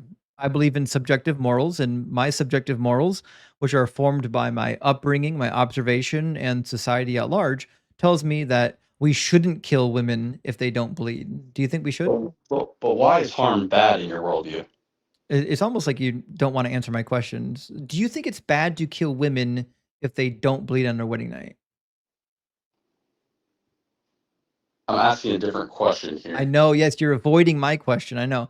Do you think it's bad to kill women if they don't bleed on their wedding night? Okay, so I don't know about this exact passage, but I will say that I do know of some scriptures where that Moses is giving this law, correct? Yeah. Mhm. So like Christ would say, "Hey, Moses gave you that law because you were hard of heart," right? And in regards to divorce, Yeah. Jesus said that. Okay, But so so you're just going to apply that to every law of Moses you don't like? no, but I think there's good textual evidence that some of the Dave, I just the want to let you Torah. know, I already know this talking point, and if you keep going down this road, it's not going to end well. That's fine. That's Okay. fine. Go ahead if you feel like you must. Okay, is all of the Torah applied for all time? And the answer is no. Yeah, it is according to God. Yeah, he says to follow Okay. the law forever, and he even says in the era where he circumcises the heart of the people that they're going to follow this law that he's given them today. That's Yeah, Deuteronomy so 30. okay, and you'd have to define what law is there, right? The law that he's giving on this day. All the laws in Deuteronomy were given on one day when Moses sat on the foot of the mountain and instructed the Israelites before they went into the promised land. Okay, so there is ceremonial law. There's moral code, right? But you didn't hear what I said. You want me to read you Deuteronomy 30? Go ahead. Yeah. Also, do keep that. in mind, even if this was temporary, it doesn't fix it. You want to know why it doesn't fix it? Because What's not that? all women bleed their first time. Only about 43% of them do. But the ancient goat herders who wrote this book and pretended to be talking for God didn't know that. So they said if a woman doesn't bleed on her wedding night, you can stone her. Because they didn't know any better, which means most of the women, if not all of them getting stoned, were actually innocent. I don't see how that's a problem in your worldview. It's a problem in your worldview. It's a problem in mine too, by the way. So in my worldview, I don't think we should be executing women who don't bleed. In my worldview, I believe in justice. In your world, you don't believe in justice. In fact, Oh, your I God do. explicitly Absolutely believe in tells justice. you that he doesn't believe in justice. So That's okay. Wait. Tell me that is a very big claim. I want to hear we'll what. get there next, David. So it says in Deuteronomy 30 of the period where he circumcises the heart of the people. You've read about this in Jeremiah and Ezekiel. Says the Lord God will bring you into the land that your ancestors possessed, and you will possess it, and he will make you prosperous and numerous more than your ancestors. In fact, make you more prosperous and numerous than your ancestors. So this is the gathering when he gathers all the people, right? Uh-huh. And he says, moreover, the Lord your God will circumcise your heart and the heart of your descendants, so that you will love the Lord your God with all your heart, with all your soul, that you may live. This is obviously the new covenant era. The Lord your God will put these curses on your enemies and on the adversaries who took advantage of you. Then you shall again obey the Lord, observing all of his commandments that I am commanding you today. Okay. So that means Exodus 20. during the New Testament Exodus era. 20. Well, hold on. We're in Deuteronomy 30. He's saying during the New Testament era, when I circumcise your hearts, the New Covenant era, sorry. When I circumcise your hearts, you're going to be following all of these laws. Now, what do you want to know about Exodus 20? No, I'm saying that you were talking about the commandments here, right? And so the Deuteronomy is a retelling, right? The second. It's the second telling of the law. Yep. Mm-hmm. Okay. And I would say that there's the text you just read is referring to the 10 Commandments, the moral law. It's not. That was given in Exodus 20. No, we'll try this again. He says, the Lord your God will, then you shall again obey the Lord, observing all of his commandments that I'm commanding you today. That includes Deuteronomy 22. All of those commands came in that day.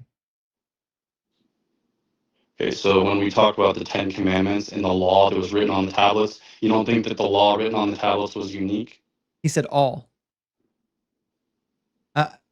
There's no exception to the word all. When he says Right. you're going to observe all of his commandments I'm commanding you today, that means all of the commandments that he's commanding them that day, which includes Deuteronomy 22.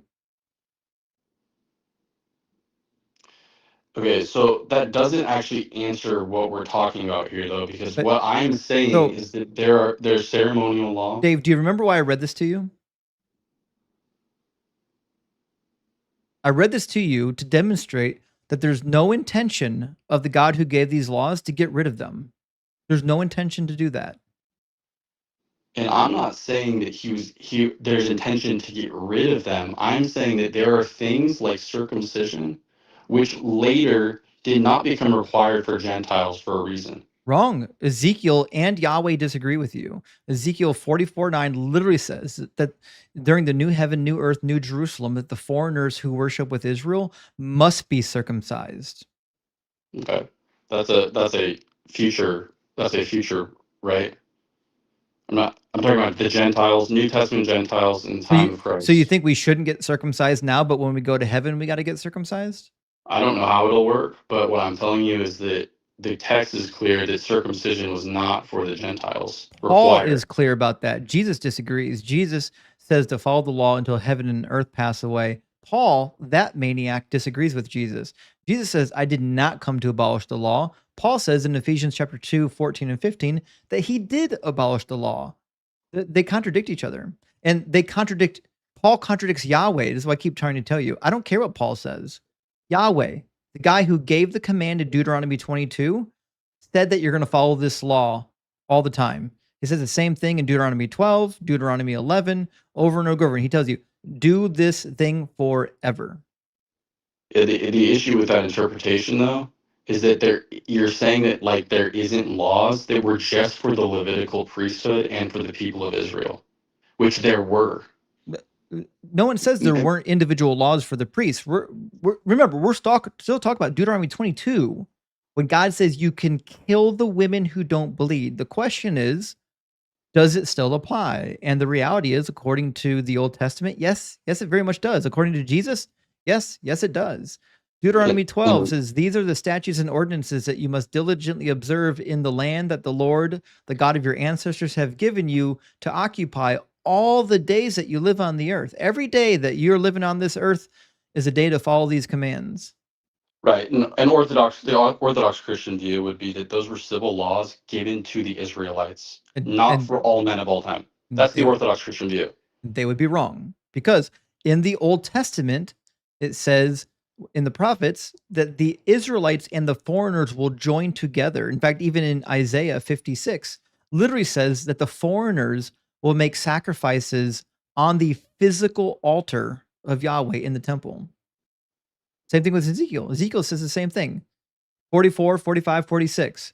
Foreigners will come and dwell with Israel and give offering and sacrifices, bulls, rams, lambs, libations inside the temple.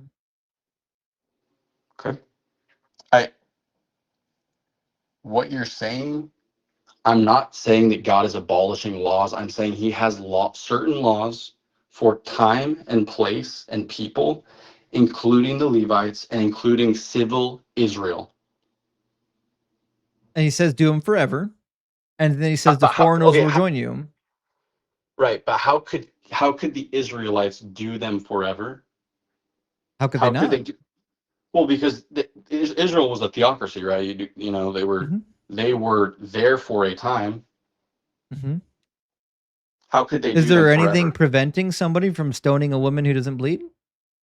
Yeah, that we're not. I'm not in civil Israel. We're still Right. talking about that. This is a moral precept. God says, "You must purge the evil from among you. If a woman is found to not be a virgin because she didn't bleed, you need to stone her." Just so we're aware, Dave, this is not a good command, whether it was temporary or permanent. Nothing you're doing now helps this. Because all that means is for about 2,000 years, God said you can kill innocent women. Nothing you're doing here is going to fix this. How? Okay, wait. So, how is that saying that?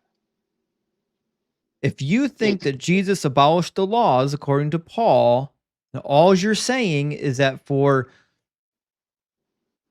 1,500 years or more, about 1,500 years, God was okay with killing innocent women. Do you think God was okay with killing innocent women?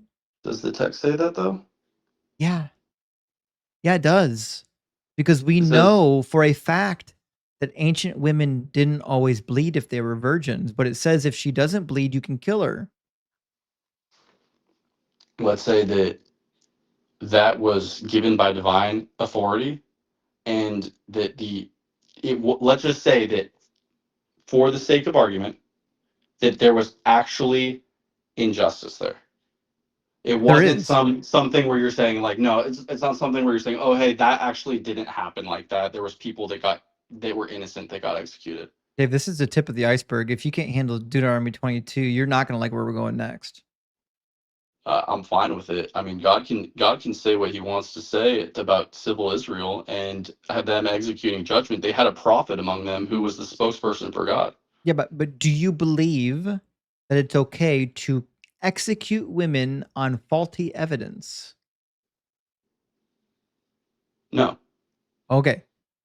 The God of the book does.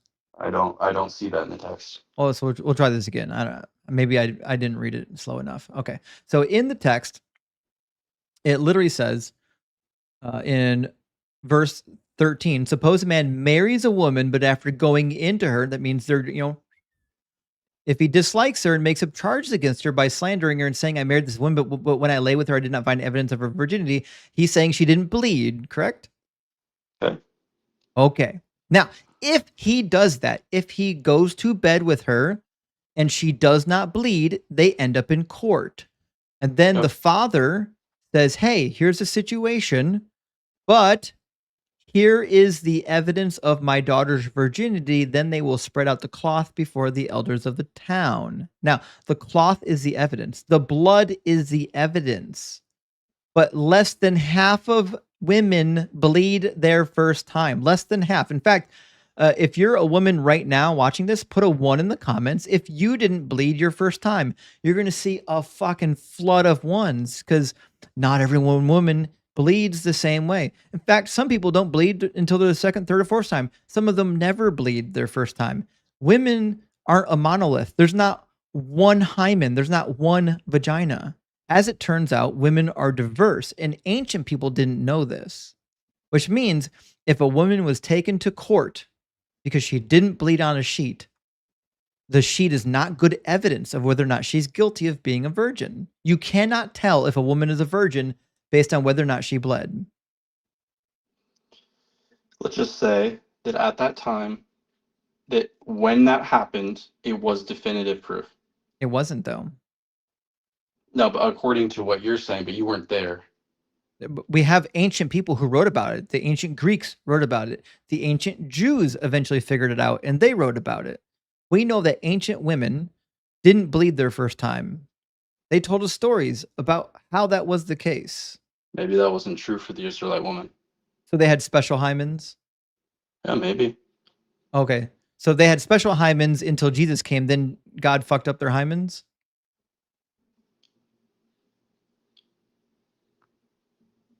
I'm not sure what you're saying there. Do you think God changed their hymens when Jesus came? I'm saying that God's precepts are righteous, They're how totally not. well you're trying Killing to a arrive there. killing a woman on faulty evidence is not righteous, and he tells you he's not righteous. Exodus 34:7. He declares it to you. He literally tells you that he's not righteous. He says, visiting the iniquity of the parents upon the children and the children's children into the third and the fourth generation. That's not righteousness. You don't punish grandchildren for the sins of their parents. Okay, let's read that full part, not just one verse. Keeping steadfast love for 1,000 generations, forgiving iniquity and transgression and sin. It's almost like you didn't Yet listen. by no means Forgiving clearing the iniquity guilty. and sin, yet by no means clearing the guilty, but visiting the iniquity of the parents upon the children. Okay, so here's where you're arriving at there. It's different than where I'm arriving at. My assumption, based on the biblical text, is that all men are sinners and need grace and forgiveness. I need you to address the text we're reading. The one That's we're what I'm, no, reading that's what I'm.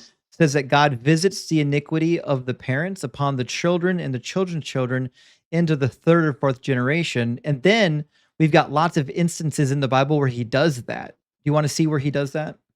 No, because here's the thing. That You do know doesn't he does, matter. right? Yeah, I do. I Okay. do. And you know Do you what? think it's okay to punish grandchildren for the crimes of their grandparents? If they're guilty of transgression, I God didn't can do ask whatever that. He I wants said, do you to. think it's okay to punish grandchildren for the crimes of their grandparents? If they are guilty of I didn't ask transgression, that. yes. I said, is it okay to punish grandchildren for the crimes of their grandparents? Not for their crimes, the crimes of their grandparents. Okay, but you have to qualify that statement. I don't have to qualify anything. You know what I'm Yeah. saying. Listen carefully. Is it okay to punish a grandchild for the crime that their grandparents committed? Is that okay? No, if Thank they are you. It's innocent. not okay. No, if they are innocent. Innocent of what? Sin. Okay, so if my grandparents committed a crime, it's okay for me to be punished for it. Are you a sinner? Everyone is in your worldview, Dave. No, I mean, I'm asking you, are you a sinner? Everybody is a sinner in your worldview. So do you Well, think it's okay in the world we live in for me to go to prison for a crime my grandparents committed? Do you think that's okay? If you are guilty and not innocent, then yes. Guilty of what? Sin. I'm not guilty of the crime they committed, Dave. That's the problem. If I'm not guilty of the crime being punished, I shouldn't receive the punishment. That's what it means to be just. You get punished for the crimes you do make. You don't get punished for the crime somebody else made. That's the definition of justice. Okay. So But God's here's the not thing. just because I'll show you another one. He punishes in Deuteronomy 23. Those born of an illicit union shall not come into the assembly of the Lord, even to the 10th generation, none of their descendants shall come into the assembly of the Lord, which means if your parents had you out of wedlock, you were barred from joining the assembly of the Lord. What did you do? Why are you punished for that? Because God can do whatever He wants with His So own temple. he's not just. I didn't ask you if he can do what he wants. I asked if he's just. We're talking about the definition of justice, Dave. We're talking about justice. Your God is not a God of justice. Okay, but hold on 1 second. Okay, just let me say something. Being let into God's temple is a grace. It is not a punishment to get thrown out of the temple. It's a grace to be never in the temple. But David, listen to the words. I'm not asking you if it's grace. I'm asking you why he's punishing people for things they didn't do. The child who's not allowed into the assembly of the Lord, it's not just the temple, it's the entire assembly, right? You can't do festivals, you can't do any ritual sacrifices, none of it. You can't do it. You're not allowed in the assembly, right? This happens because of what your parents or grandparents or great grandparents did. This is not a punishment for what you did. It's a punishment for what your ancestors did. Do you see the problem with punishing great grandchildren for the crimes of their ancestors? I think he lost his reception. He's coming back. Hold on. Welcome back.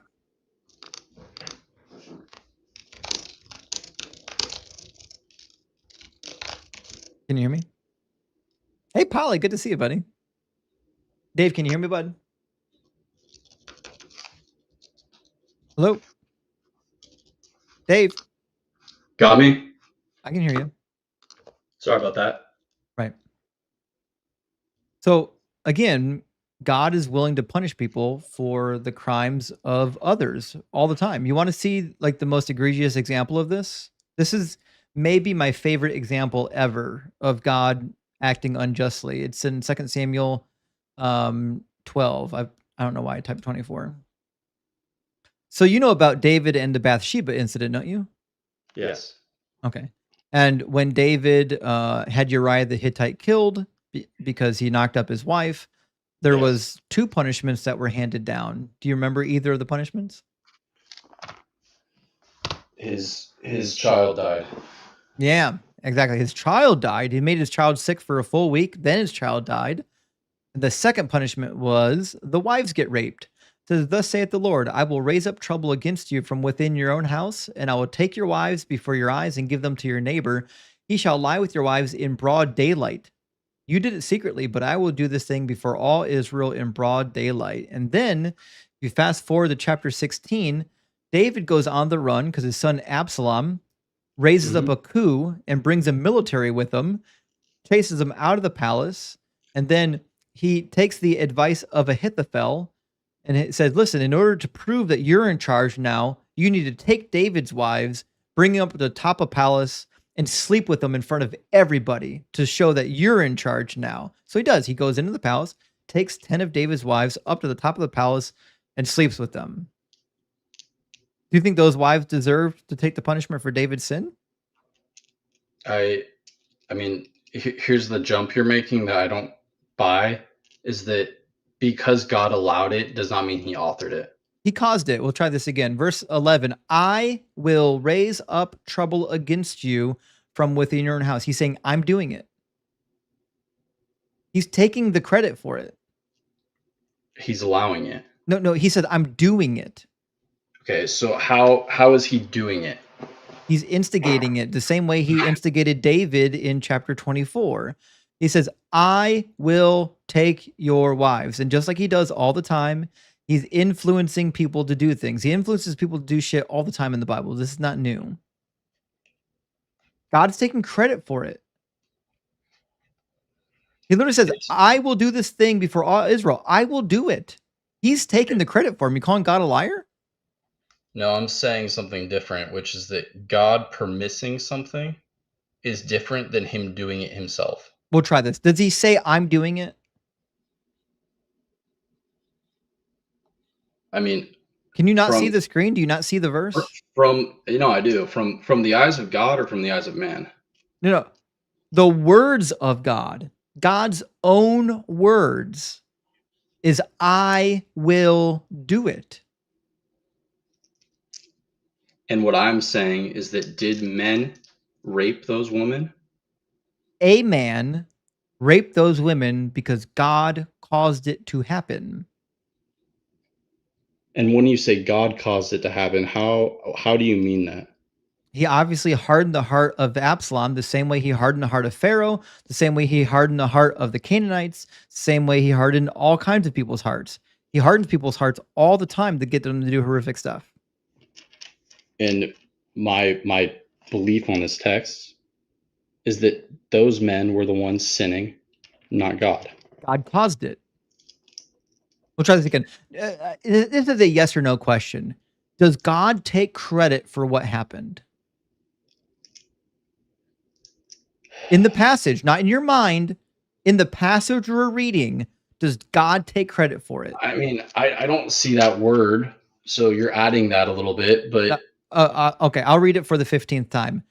He literally says, I will take your wives. When someone says, I will take your wives, what does that mean? He will take your wives. That means he's the one causing it. Thank you. When he says, I will do this thing, what does that mean? He will do this thing. The motherfucker, that's right. That means he's doing the thing.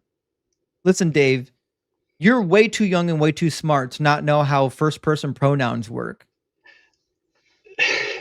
See, the problem I have with this view, though, is you're not taking into account that men actually did those things. I know, because God influenced them to do it. The same way Okay. he influenced Pharaoh to not let the people go. The same way he influenced the Canaanites in the book of Joshua to make war against Israel. The same way Right. he influenced King Saul to do things that King Saul did. The same way he influenced Dog to kill the priest at Nob. God does this all the time.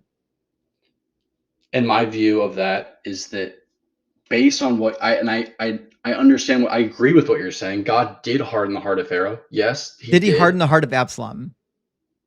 Does it say that in the text? It says he's causing it to happen. How do you think Okay, he caused it? I mean, I don't know. You realize this only works if this is a punishment by God. Just so you're aware. So like, What we're hold on, Dave. What we're reading is a punishment for David. This is God said, you did a bad, here's the punishment, right? And the punishment God takes credit for. He says, I'm doing the thing. And now you're up here lying to my face, Dave.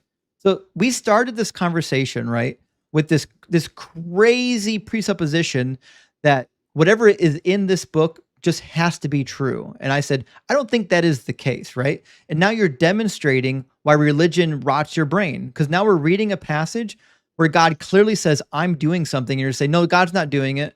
He says he's doing it.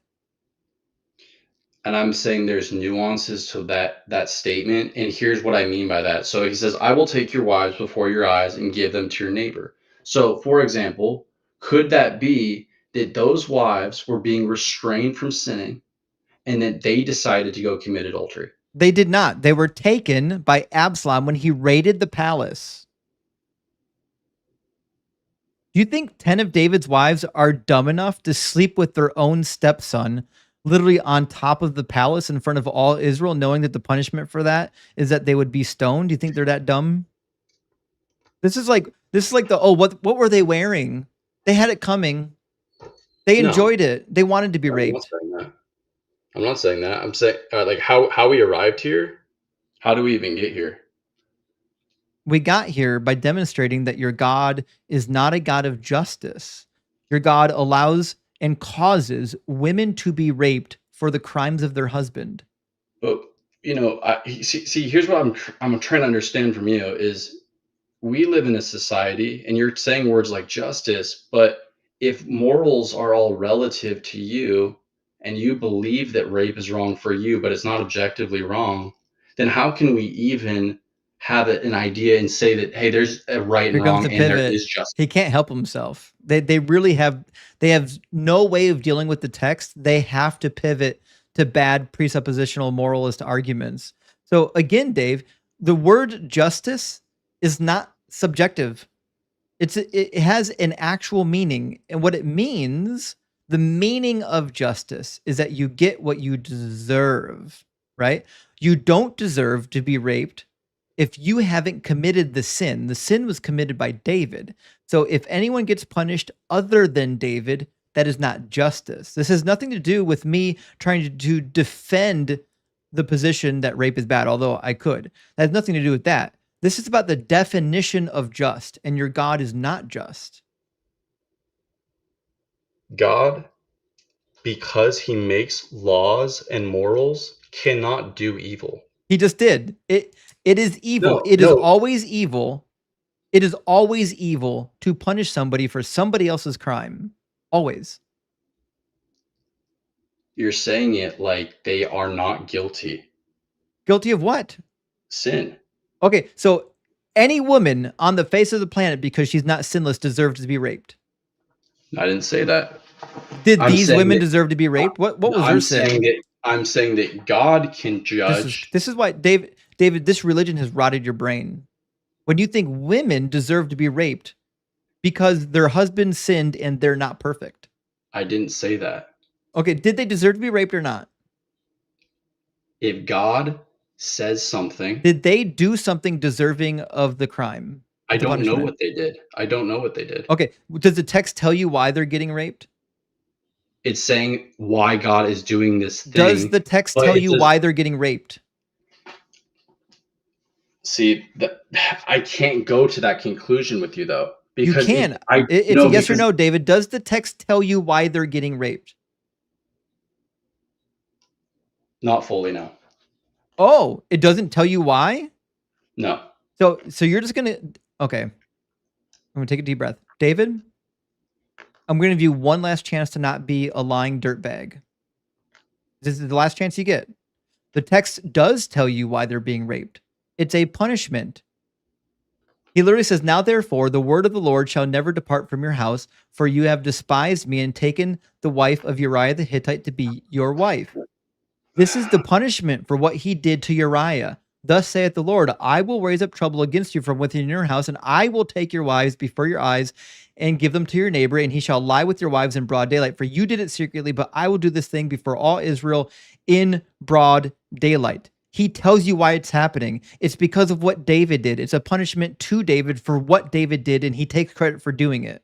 And you're getting up here and saying, golly gee, I don't know why it happened. Golly gee, I guess they did something to deserve it. David, this has rotted your brain.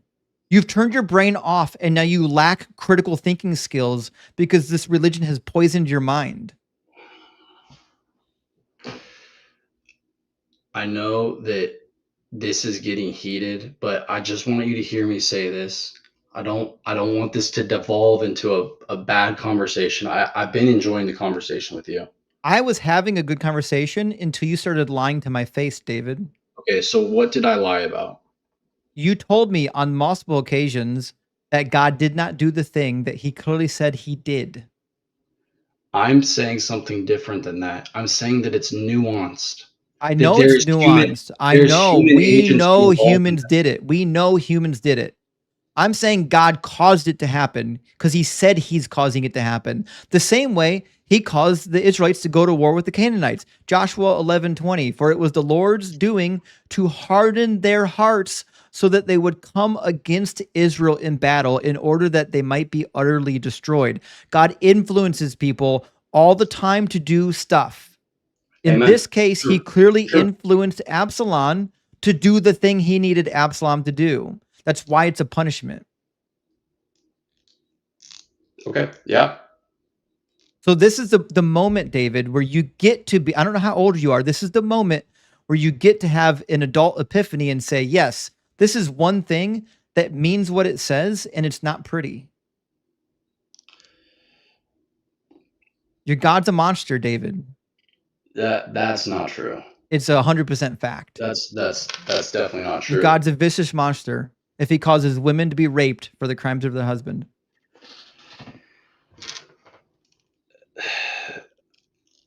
I don't know what would like that. That's a very horrible statement, but It's a true statement. There's no reality in which somebody rapes somebody for crimes that somebody else committed and they're not a monster. That's the reality you're living in right now, and you're unwilling to accept it.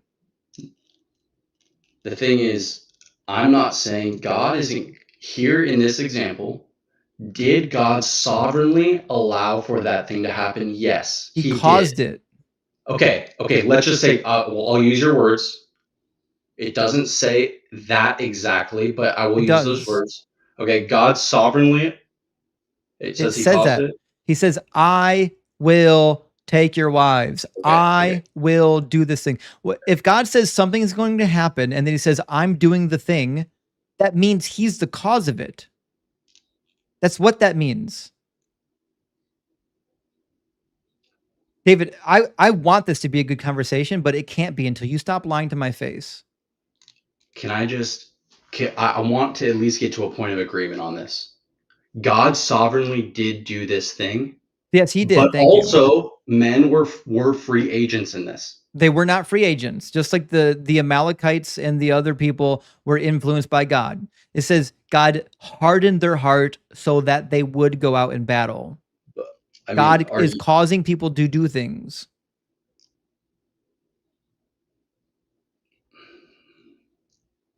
You have to take ownership for what this text does, Dave. The longer you beat around the bush, the longer you lie to our faces, the sillier it looks. There are like 2,000 people or more watching right now. You're coping poorly with the text that That's is fine, man. horrible. Hey, that is fine. I'm trying to go as far as I possibly can here and say God was sovereign in this, and also there were free agents involved in this. Yes, was God a mover in this, a sovereign mover? Yes, he was a sovereign mover. It But can't be free will if he causes it. okay, so because you were born and raised, do you have free will? No, this can't be free will if he's causing it. He's acting against somebody's free will to make it happen. That's why it's a punishment. If David never did the sin with Bathsheba, this wouldn't have happened.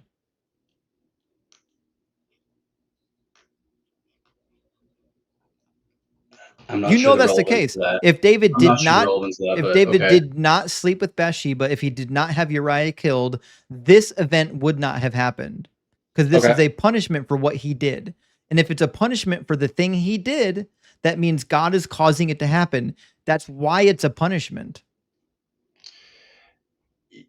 Like, I get what you're saying here, but because God is sovereign and outside time and space, You're trying so hard, Dave. Dave, the more you fight this, the sillier it looks. I mean, I feel like I'm conceding your point here. God is sovereign in this. He Like, is. He's he causing is. it to happen. But there is men involved in this. Oh, my live just got flagged for harassment on TikTok. Yeah, That whatever. I wasn't get me, flagged. man. That's not you. That wasn't me. I get flagged every TikTok stream. It doesn't matter what happens. The Christians get so up in arms on TikTok that they report me until I get flagged. That's why I stream on YouTube so much now, because I can't keep an active account on TikTok. Well, hey, I want to go to at least to a spot of I know what you're saying here, and I see what you're saying, and I do concede the point that God is sovereign in this, but I will not go so far as to say that those people did not sin and have culpability of their own sin. The women? Both sides. But the text doesn't say that. The text says that this is happening because of what David did. Right, but So the text lying? the premise here is that they are innocent. It was what you're saying. They're innocent of the crime that David committed. Remember, no one's saying they're sinless. We're saying they're innocent of the crime they're being punished for. And I'm saying that because they are sinful, God can do whatever he wants. Okay, then means your God doesn't have justice. That means in He your does. worldview, He does. justice is arbitrary. It means No. God can punish anybody at any time for anyone else's sin, no matter how severe or how unsevere it is. That's not justice. Justice means the punishment is proportional to the crime. Justice means you get punished for the crime you committed, not the crime somebody else committed. Just because you're all powerful doesn't mean you can make up new rules of justice. And I would agree with that, but I'm going so far as to just say that, hey, these people involved, no matter who you talk about in human history, regardless of this exact text or not, are sinful and are deserving of God's judgment. Well, no one cares. So was King David, and he didn't kill King David. He didn't rape King David. If this was a fair punishment, David should have been raped, not his wives. According to who? According to the definition of justice. Again, the definition of just means the person gets punishment for the things they did. Right, and I'm saying what they did was that everyone is guilty of sin. It doesn't matter. It does matter. Do you think a 13-year-old girl who has only committed one sin, the sin of lying to her mom about chewing gum in class, deserved to be raped like David's wives? I believe that God is so holy and But just. David, is a yes or no question. She's a sinner. She's committed a sin. Does that mean she's deserving of rape? I didn't say that. So what sin does a person have to commit before God's willing to let you get raped? I don't know that. You know that. I don't know that. So you're the one saying that people aren't perfect, therefore they should be raped. I want to No, know, what sins does a I person didn't have to say commit that. before God has them raped? What sin does it have to be? Okay, but hold on. I didn't say, you put words in my mouth there. I didn't say that. You're saying What it's I okay that these what I women were said raped is because they that were not sinless. That's what you said, David. Listen to your words. no. I'll let me be clear. What I believe is that all men are sinners I know. and deserving of God's justice and wrath, and deserve to go to hell, Yeah, except God gives and, grace. and at what part does that include the raping? At the part where God can do whatever he wants to I do didn't ask because it. What sin do I need to commit before God is willing to rape me? there is no answer to that. I So don't it's know. just anything. It's just arbitrary. No, it's not arbitrary. It's that Well, God is the this ruler is of that. important. I need to know, Dave. I need to know what sin I can and cannot commit so I don't get raped by Yahweh. What sin do I have to You shouldn't be avoid? worried about that. You should be worried about hell. Well, I am worried about getting raped because he had 10 of David's wives raped. How do you not see this problem, Dave? Do you have sisters? Do you have a mother? I'm more worried about people's eternity I'm worried about your than mother right now, Dave. You think it's okay for God to have her raped. no, that's not what I said. Is your mother sinless? Is my mother sinless? You know the answer to that. She's not. So in your worldview, it's okay if God has your mother raped because she's not sinless. Well, That like Dave, this okay, is the bed you made. You have to lie in it now. You said it's okay for these women to be raped because they're not sinless. By the same consequence, it's okay for your mother to be raped because she's no, not because sinless. you're applying this text outside of this I'm not. exact I'm experience. using your logic. You've walked into this trap. You built your own trap and you walked into it. You're saying it's okay that God had these women raped because they're not completely free of sin, which by extension means any woman can be raped because they're not free of sin. So if That's your dad cheats on your that's mom and commits adultery, can God have your mother raped for your dad's sin? God can do whatever he wants to Yes or do. no, Dave?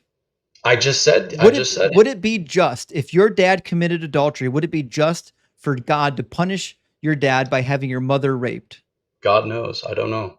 I'm asking you. I want to know what you think I, because you're the one making this case right now. So answer okay. honestly. According to the worldview you're painting right now, would it be just for God to have your mother raped if your dad committed adultery? There's one lawgiver who's able to He save and can't, to he can't destroy. he can't do it. All right. Well, Dave, I think we reached the logical extension of the conversation. You've demonstrated that religion has completely ruined your brain. You're probably a smart young man in real life. I'm sad that religion has done this to you, and that's why we do these live streams. But coming back some other time, I think we've gone on quite a bit, and I'm sure we'll have a good conversation on another topic. I appreciate the call, man, and I hope you have a blessed day. Cheers. Religion rots your brain. We just seen it. I don't know. I don't know what else needs to be said. Um, when you get to a point that it's okay for this behavior to happen, there's nothing I could do for you.